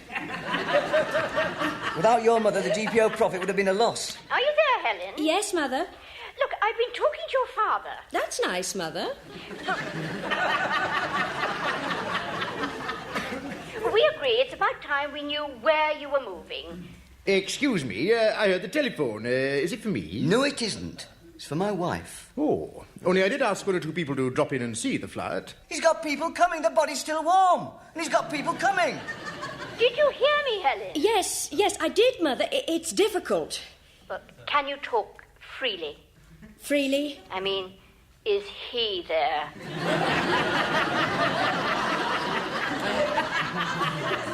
Listening. He, Mother. She's off on a third person tack, is she? Well, give her my regards. Tell her he sent them. That man you're living with, your husband, Mr. Parkinson. I suppose I'm lucky she doesn't call me Mr. X. Do you think I'm going to let my youngest daughter go off into the unknown with an almost complete stranger? Stranger? David and I have been married 3 years. You met him at the wedding, remember? She thought I was a waiter. I can't help it. I try, but he's from the north. That's the way I think of them. Alien. I shan't rest until I know where you're going. You're making it very difficult, Mother. I'm glad she hasn't changed. But if you think I'm going to surrender you without a fight after all these years, you are wrong. I'm coming up now. Mother, we leave at the crack of dawn tomorrow. You're in Bournemouth. I am in a telephone box at the end of your street. If you look out of your bathroom window, you could probably see me. Mother, don't, please. I don't care if he is there. I'm coming. Anything the matter? No. Don't tell me. I won't. The address? Oh, David, she has a right. We have rights as well, human rights. I don't know what sort your mother got. Oh. She has a point of view. Huh. Margaret's in New Zealand, Philip's in the Air Force, now us. We were the only ones that didn't get away. Yet. Well, when Maggie left, it hurt. She made me promise solemnly never to go abroad. Yorkshire isn't abroad. They abolished passports a couple of years ago. There's only a body search now as you pass through Huddersfield. All right. Make a joke of it. That's just the sort of thing you do. I'm going to finish packing in the bedroom, and if you feel like helping me, you know where I am. Helen, I understand. Do you? I sometimes wonder. I can't just cut myself off from them. My parents will have to come and visit. Yes. David? Yes. All right. Yes. When we've settled down. In 8 or 9 years' time. Oh. Well, she may have mellowed in that time. Don't hit me. I wonder if that was the reason I said yes to you. You were the only one who could infuriate me and make me laugh at the same time. That was one of the reasons. It's not very pleasant for her. It's not very pleasant for her? That means disaster for somebody else. Your mother doesn't share her troubles, she gives them away. Helen, I thought we had this agreed. I'm not sure we have anything agreed. It is vital. When we move, it must be a clean break. Nobody must know where we've gone. A fresh start. Just the two of us. But my parents... Especially them. All relatives, friends. That's why life here is so public. Like living in the left luggage office at Victoria. It's not our own. We're becoming what other people want us to be, don't you see? Total isolation isn't practical, David. Isolation? The last time I was allowed total isolation was just before I was born. And then I wasn't old enough to appreciate it. I'm sorry, darling, but we have our future, just ours. It's there, within reach. We mustn't risk it. That's if we really do want it. I know. I suppose it's nerves. Tomorrow we go. It seems so final. We want it. Not want, need. And we've got to be ruthless or we won't get it. Just imagine, tomorrow night, we can sip hot cocoa together in front of our own fireside. Open log fire burning in the hearth. Logs? Well, big twigs. Flickering firelight on the oak beam roof, cosy sense of thatch overhead, an occasional low... Low? Low? Yes, low. Flying aircraft? Low, as in cow. The cattle are lowing. Our new neighbours. It's perfect. Just the two of us. Nobody else for miles.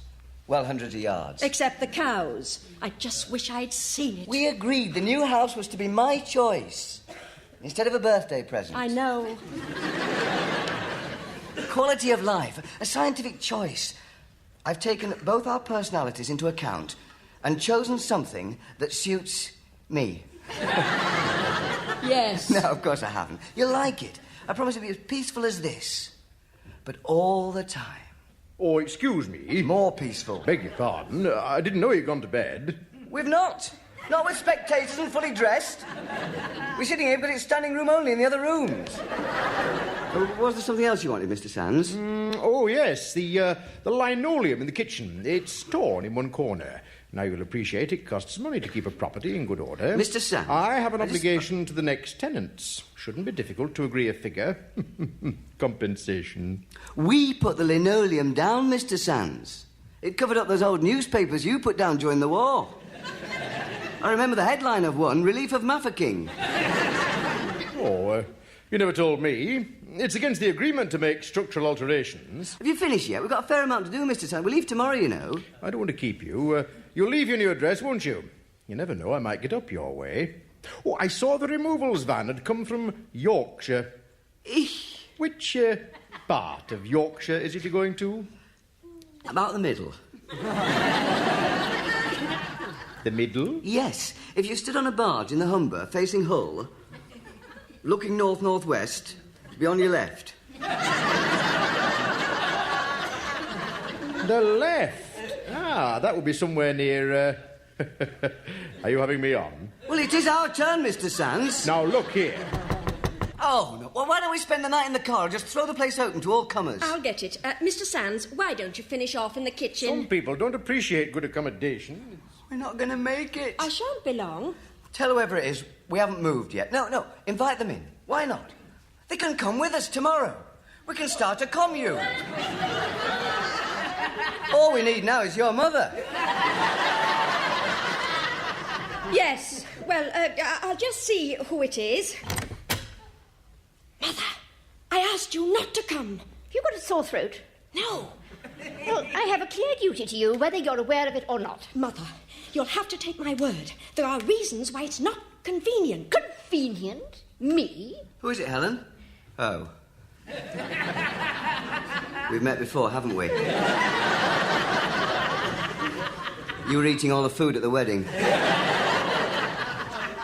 Remember me? I was one of the waiters. Are we going to stand on the landing all night? Sorry, Mother. Come inside. I would like to talk to Helen alone. And I would like to talk to Helen alone. I had the first appointment. You wait in here in the sitting room, Mrs. Come on, Helen, in here. Right, now where's the Bible? What? The Bible, where's the Bible? Well, you gave it to the jumble sale. Oh, yes, so I did.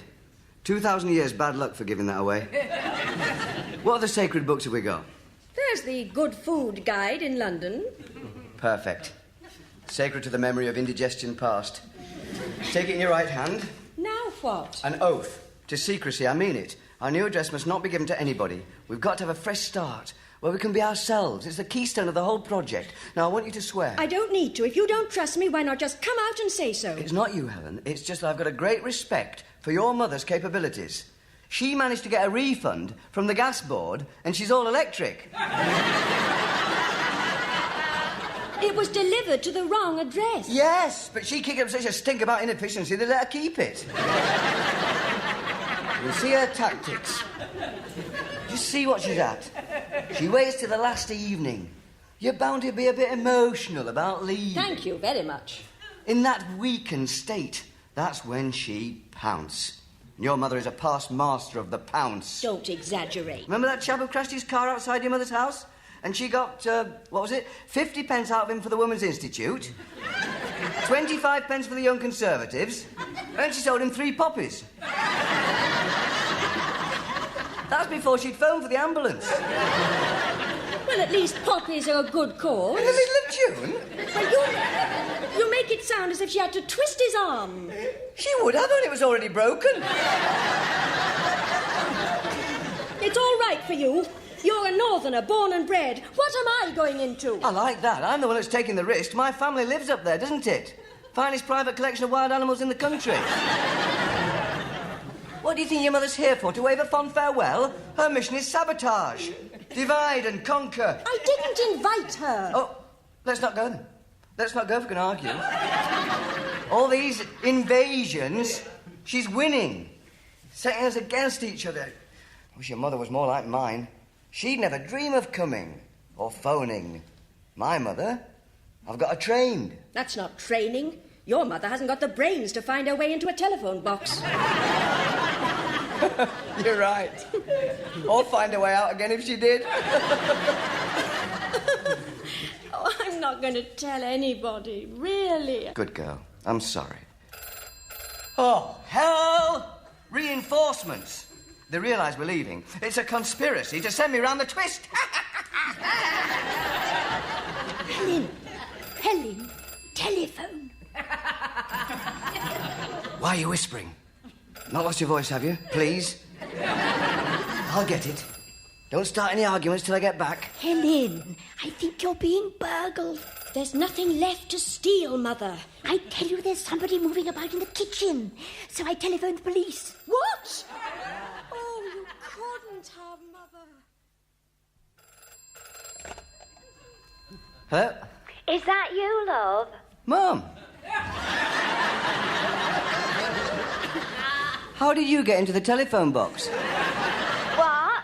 Oh, I'm not in a phone box. Oh, that explains it. What is it, Mum? No, I'm calling from Mrs. Bancroft's, love. You know Sissy Bancroft. I know her, Mum. Her whose father's in, She let me use a telephone. You remember they got it in so they could telephone for the doctor when her father got so that he couldn't hold his water. Yes, incontinent. What? Oh, you can say anything you like, son. They've got their backs to me. You're not listening, are you, Sissy? No, it's Coronation Street. What did you want, Mum? Nothing wrong, is there? Do you think half a dozen eggs will be enough? What are you baking? No, I'm going to give Sissy half a dozen eggs for letting me use a telephone. Oh, they're our own eggs, you know. Free range. Your Uncle Dennis lets them run round in his kitchen every morning. If you go on like this, Mum, it'd be fairer to give her the hens.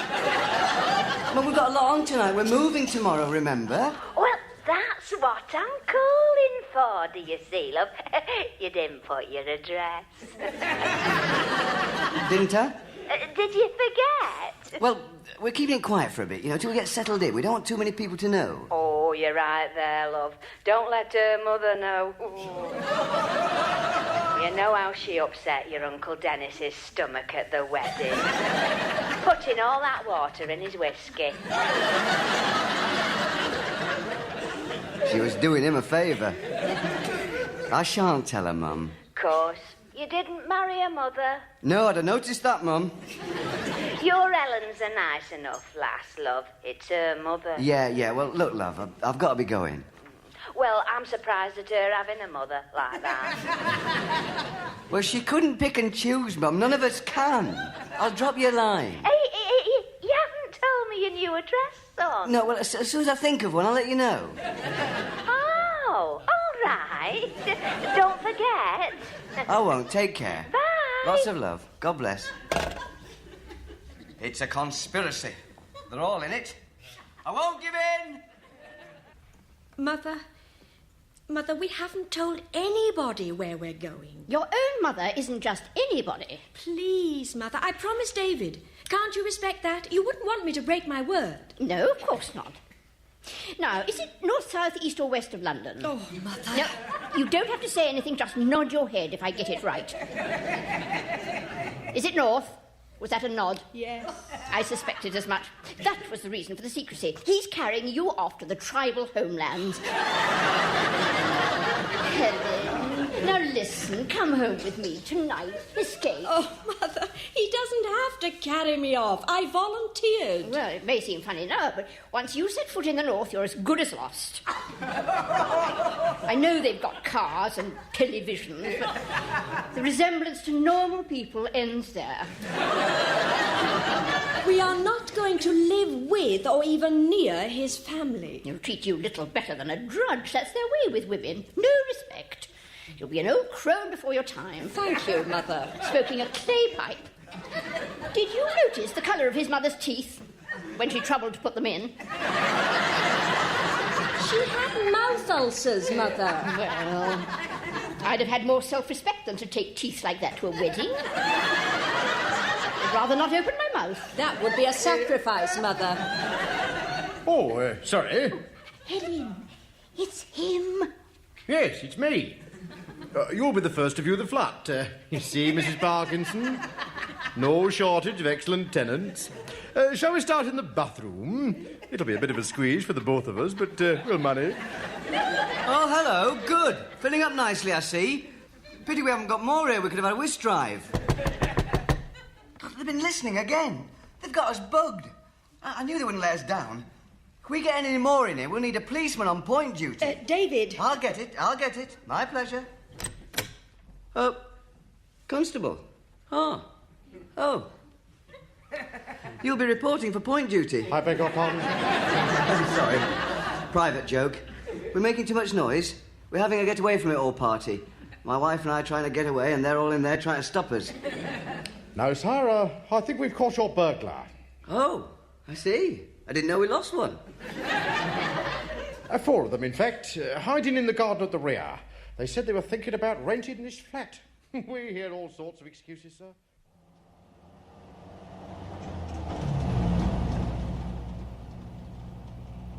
Do you want to stop at the next services for a drink? No, I do not. I want to crack on. I still get the feeling your mother's following us. It's not her driving that tanker behind, is it? Not unless she's been tattooed on the arms. At last, we're really on our way. To our own paradise. When we get there, we can padlock the door, throw away the key, let our own personalities breathe. David, isn't it a rather selfish idea? Maybe other people can do the same if they want. Adam and Eve had the right idea. Just the 2 of them, and a pet. And look what happened to them. They chose the wrong pet. We haven't done too badly. We're on our way. And we've kept the address secret. We've taken everything they could throw at us, including the Metropolitan Police. We have withstood. And now the promised land. David. No one knows. David. I had to. It wasn't really my fault. Your mother, you mean? You gave her the address. Don't worry. But why aren't you angry? Forethought. As I said, planning. I know your mother's special talents. Oh, so you assumed I would give her the address? Right. But why? If it's supposed to be a secret, that's the whole point, you said. You mean... You told me the wrong address. I saw it in a war film. You give someone information that they believe is true. Then, when they're captured and tortured by your mother, Hauptmann Führer Henderson, they simply tell what they know. Very convincing. You devious... Oh, but what about the removals van? That's all right. When I wrote to them, I naturally gave them the correct address. No. When they came yesterday, they'd forgotten the documents. So I gave them the... You gave them the wrong address? Oh, no.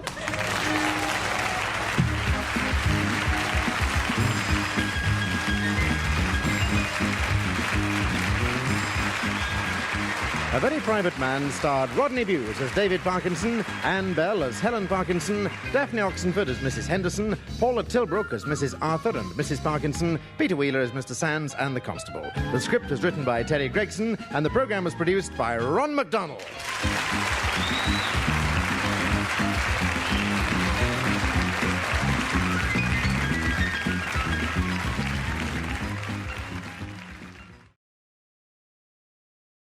Dinner Ladies is a classic sitcom based around the lives of the staff of the canteen at Manchester factory HWD Components.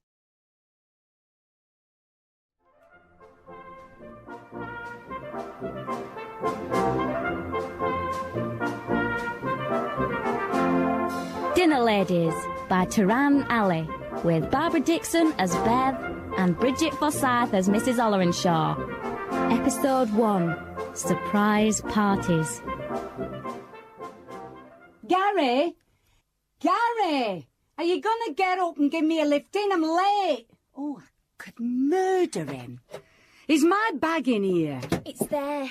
Kevin put his football stuff on top of it. Never. I'll swing for you one of these days, Kevin Pope. I didn't do it on purpose. I'll thump you, Shelley. Just try it.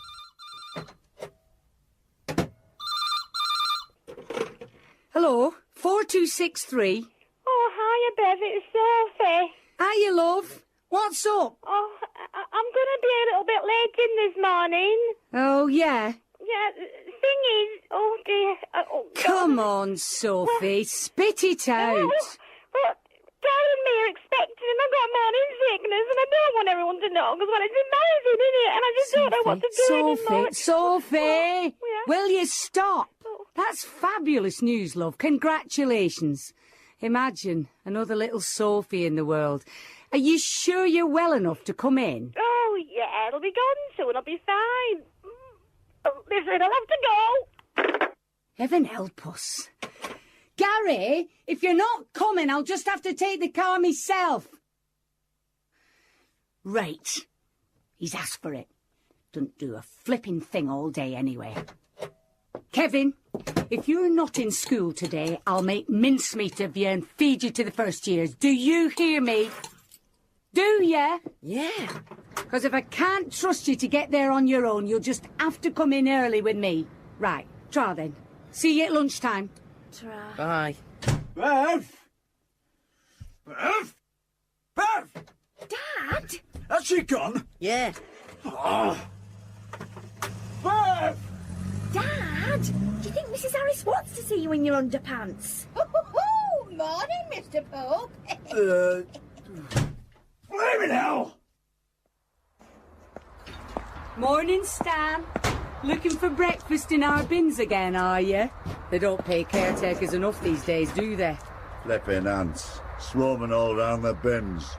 I'll have to spray behind them before I can put them back.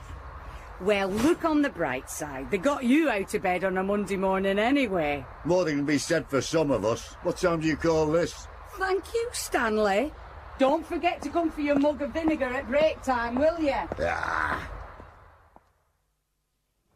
When the poppies blooms again. Morning, Sheila. Sorry I'm late. Don't worry, love. I started the donuts and bread. Fancy your brew?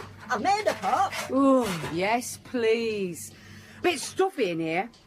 I'll open window. Oh, crikey. Look out there. It's Mustang Sally. Morning! Look out! Oh, watch it! Oh, look, she had that thing. She'll never learn. Morning, Evel Knievel. How many did you jump this morning? That flipping Stanley calls himself a caretaker. Takes precious little care when he leaves them bins. Are you all right, Sally, love? Oh, yeah, of course I am. Here you are, a strong cuppa to wake you up. Oh. Something you should have had before you got on the bike. What am I on this week? Hot snacks. Oh, good. I'll try making them chicken tikka pizzas. I thought of them after my Sanjay made tandoori chicken the other night. It was brilliant. Oh, here we go. What you on, Bev? I'm doing main courses and the till, and Sheila's on hot sweets. I put Sophie on washing up.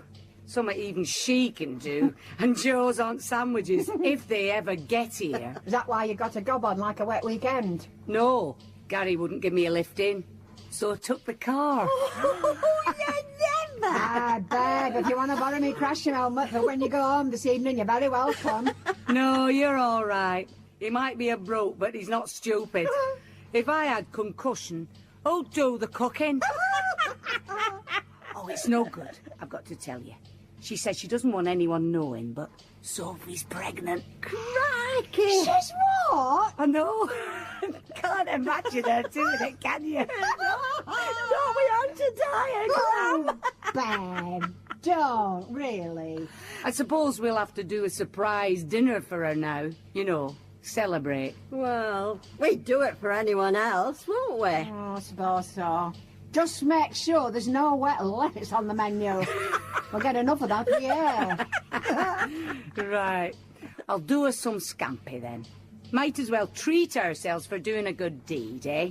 Oh, lovely. Smashing. Have you got any? No, but I'll nip over the shop. It'll be my treat. Crikey, George, the price of your scampi. What you done? Gold plate some? If you want something cheaper, I've got scampi flavour nuggets, crab sticks, fish rissoles. No, I want something nice. You're never giving the kids scampi, are you? What you done, struck oil on the school playing fields or something? Hardly. Now, how much are these new potatoes that weren't priced? 55 a pound. You what? Jersey mids, them. Lovely spuds. Go on, then. That's $7.75 then, please. Oh, crikey. I've only got $7.72. Sorry, George. Don't worry. You can owe me the 3. Oh, tar. But that's wonderful, Sophie. What are you going to do to celebrate? Well, nothing really. Oh, you got to do something, Soph. It's amazing. We didn't know you had it in you. See that? Yeah, thanks. We've got a nice surprise for you later. Oh, what? You'll see. Anyway, you can start celebrating by doing the cornflake crispies. And after that, you're on washing up this week. Oh, okay. But, Jo usually does them crispies. She's not in yet, so be a love. Right. Cornflake crispies.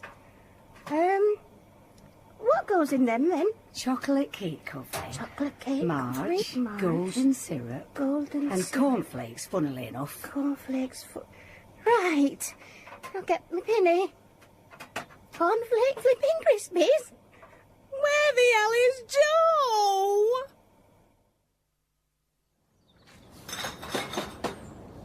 Oh, help yourself to a pie, won't you?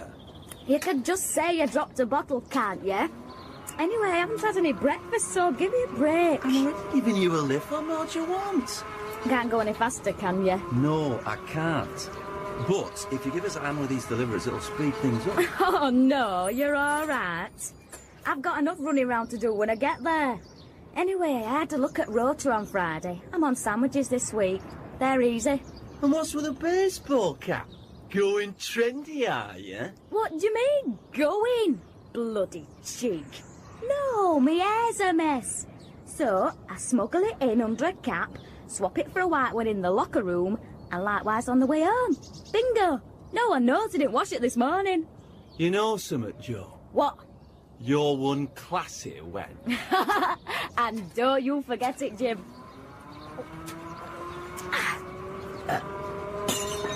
Hey, what are you doing, you mad cow? I'm destroying the evidence, you div. I don't want you getting in trouble on my account. Right, that's 100 donuts ready for break time. Have a bit left over. Anyone fancy one? No. Sophie, you finished them crispies yet? Nearly. Just a few more to do. For crying out loud, what you doing? Dipping each cornflake individually? I'm going as fast as I can. She isn't all. Heaven help us. No, bless her. Babe, I can't find them tandoori spices. I'm sure we had some. Do you mean that red stuff? Yeah. I had to chuck it. Past its sell-by date. Like me. What am I going to use for the chicken tikka then? Don't ask me. Make do with what we've got. You're the one with tandoori fingers. Oh. I bet they don't have burn when you beat your nose with them. Blimey, what have you not got to laugh about out on a Monday morning. Hey, girls, look at this. Baseball cap and a bodyguard. Yeah, well, Bonnets went out a while ago, you know. And he's not my bodyguard, he's my chauffeur. Aren't you, Jim? Don't start blaming me. Joe, do you know what time it is? You can get that fashion gear off and get stuck in. Morning, Jim. Morning, Bev. Fancy a brew? There's some fresh donuts going and all. You can sit in my office. Yeah, smashing ta. Come on then, Jim. I'll sort you out. Listen to her, 64 going on 16. 64? Are you really, Sheila? Yeah, stop ruining my chances, you two. Here, come on, Lorraine. Yeah. Right. Sorry I'm a bit late, Bev. You know, time of the month and all that. Time you got back from the pub last night, more like. We all managed to get here in the mornings, Joe, no matter what flipping time of the month it is. Well, some of us don't have to worry what time of the month it is anymore, do we? You what? Just hang on a minute. All right. Swinging on to sandwiches. What a state. I look better than Jo and I'm twice her age. Hey, Sheila, if you get a chance, see if you can swipe that hat thing from Joe's locker. I've had an idea. Oh, OK, then. Right. Say hello to the real Spice Girl in this kitchen. I've solved the tandoori paste problem. They should do the job. Tabasco sauce, red food colouring, stock cubes, and a dash of piccalilli.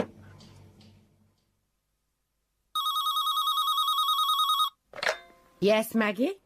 I've got the chairman of the governors on the line, Mrs. Olrenshaw. Oh, thank you, Maggie. Do put him through. Good morning, Bob. Morning, Cynthia. Nice weekend. Oh, yes, thank you. We went to the opera in Manchester on Saturday night. La Traviata. It's really splendid. Oh, back to earth with a bump now, eh?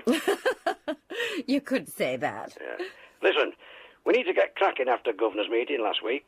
Can I come over this afternoon? Oh, absolutely. Why not come for a spot of lunch and we can get down to business straight after? Yeah. Is that such a good idea? After all... Bob, we may not be the Ritz at Old Dale School, but I don't think we've poisoned anybody yet.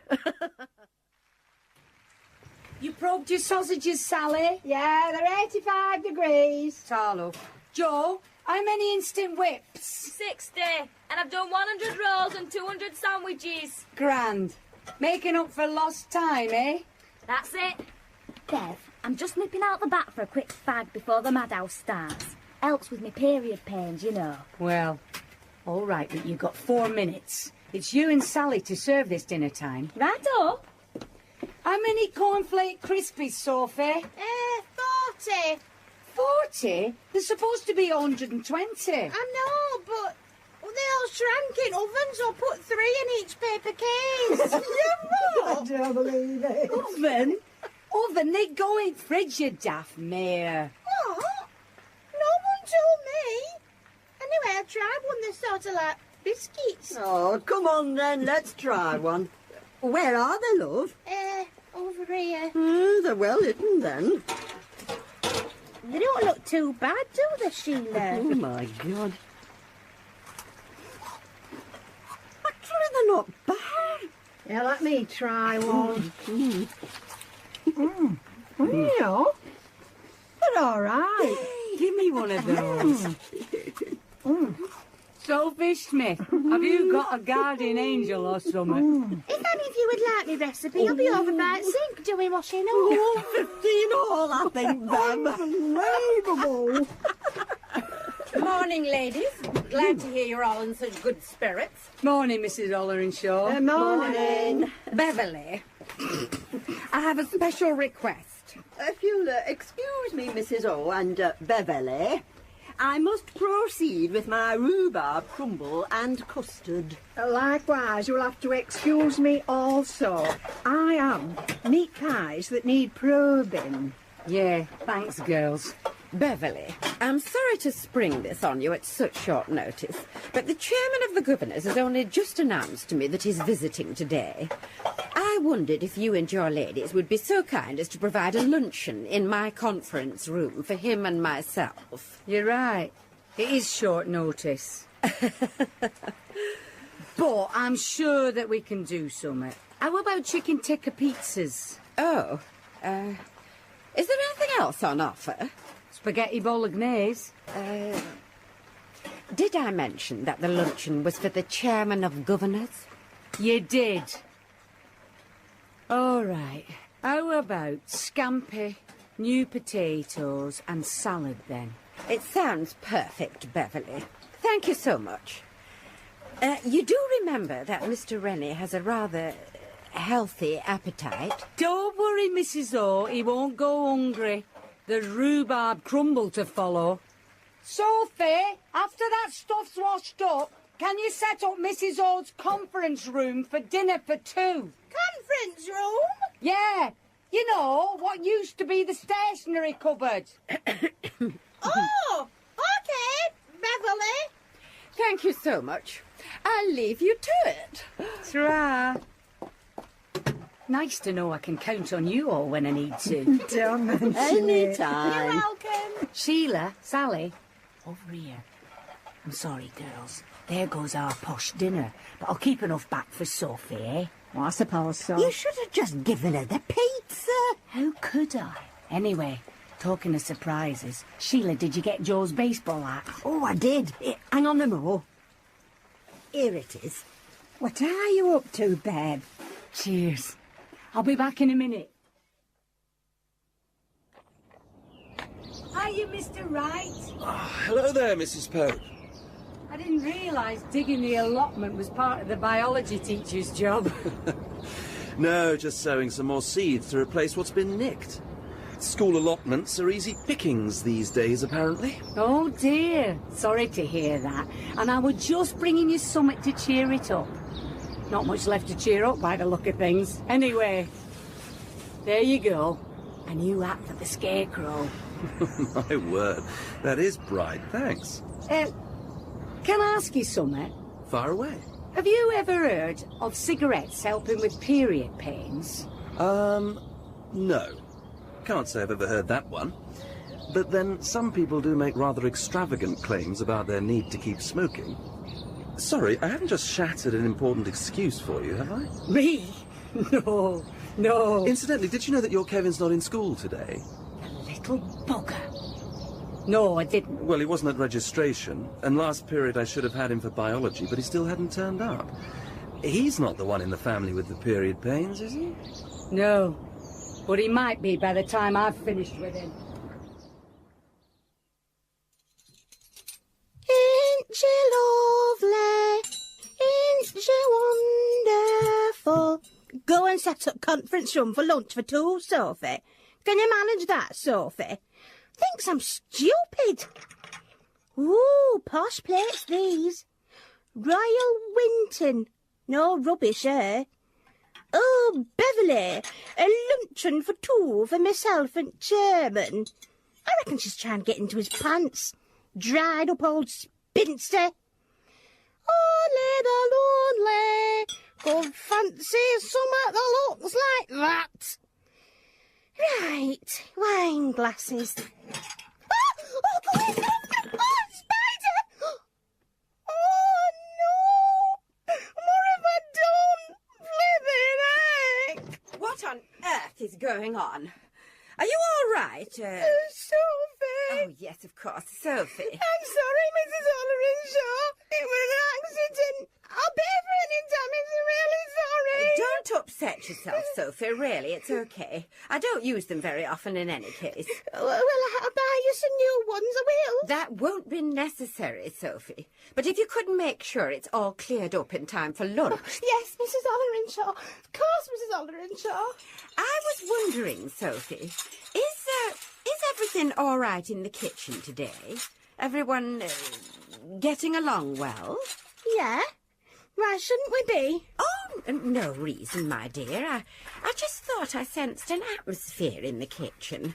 I thought maybe you'd heard some bad news or something. No.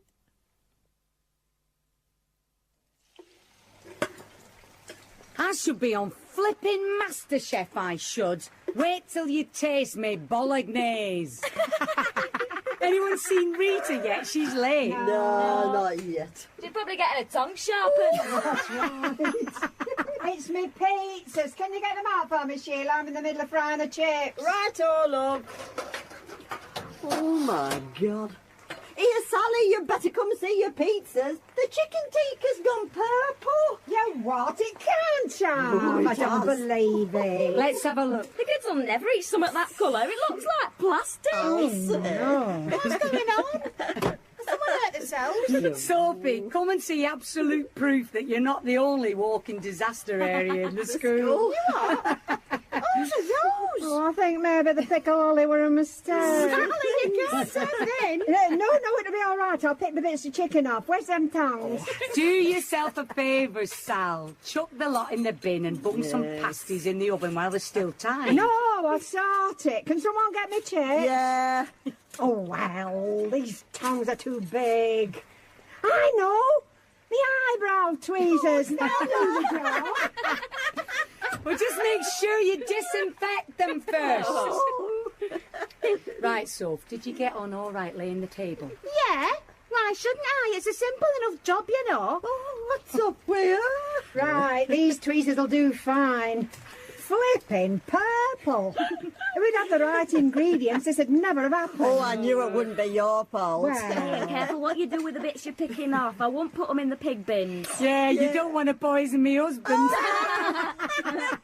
Right, shall we put everything on the counter then? Mind, coming through with me rolls and sandwiches.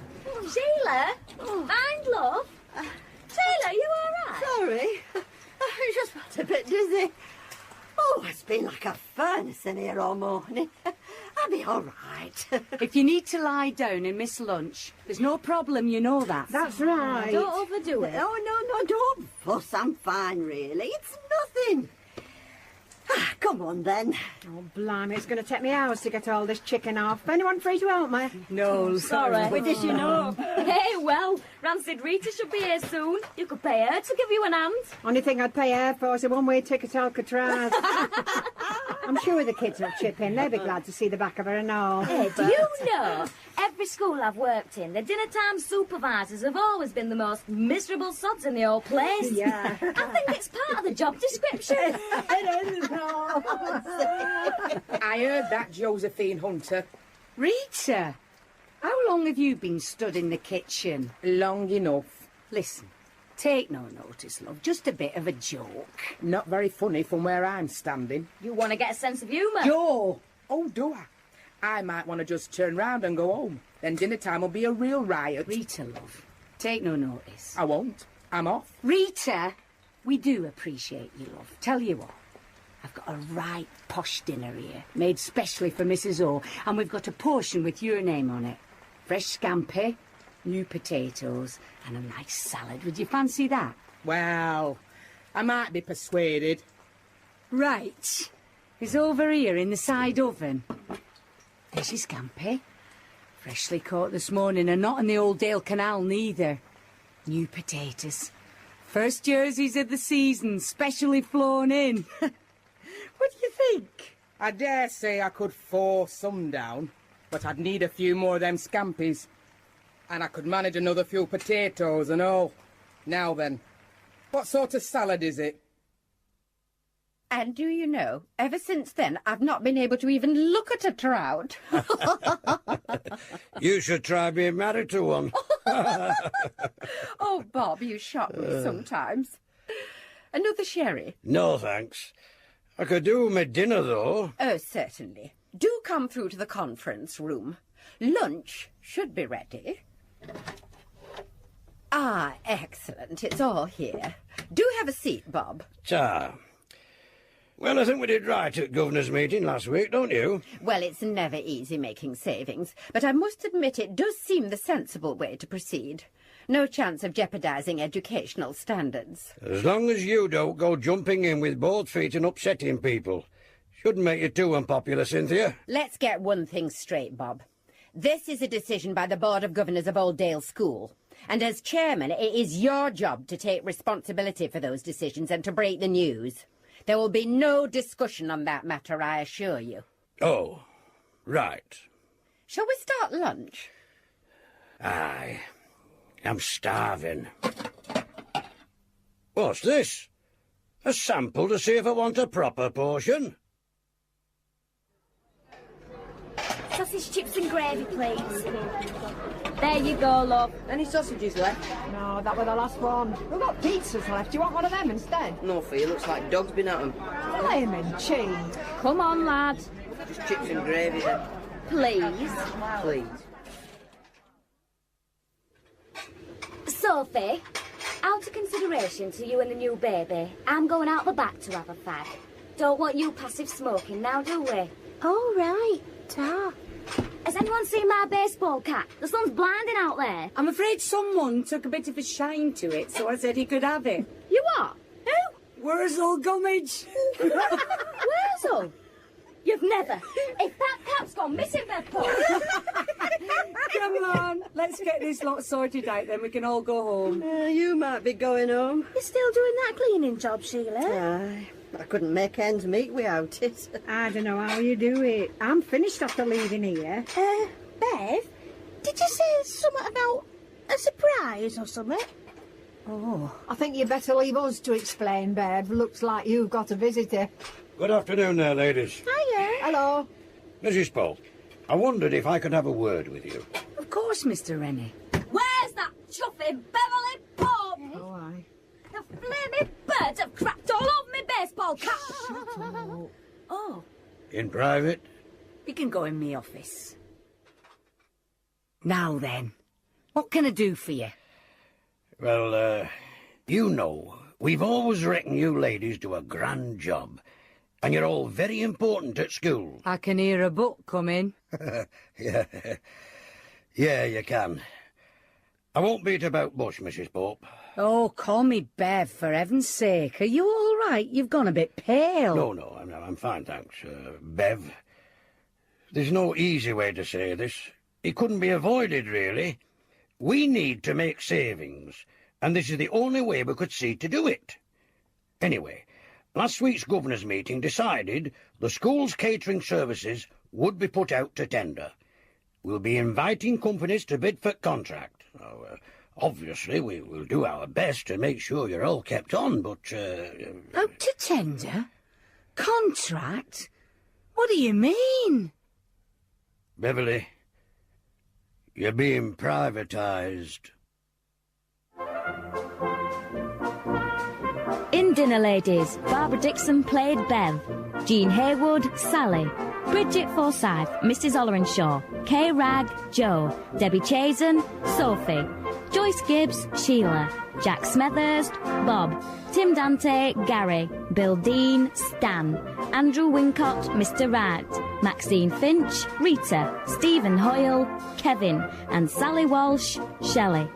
The script editor was Wendy Lee, script consultant Anne Edivine, studio engineer Dave Peacock. Dinner Ladies was written and directed by Taran Ali,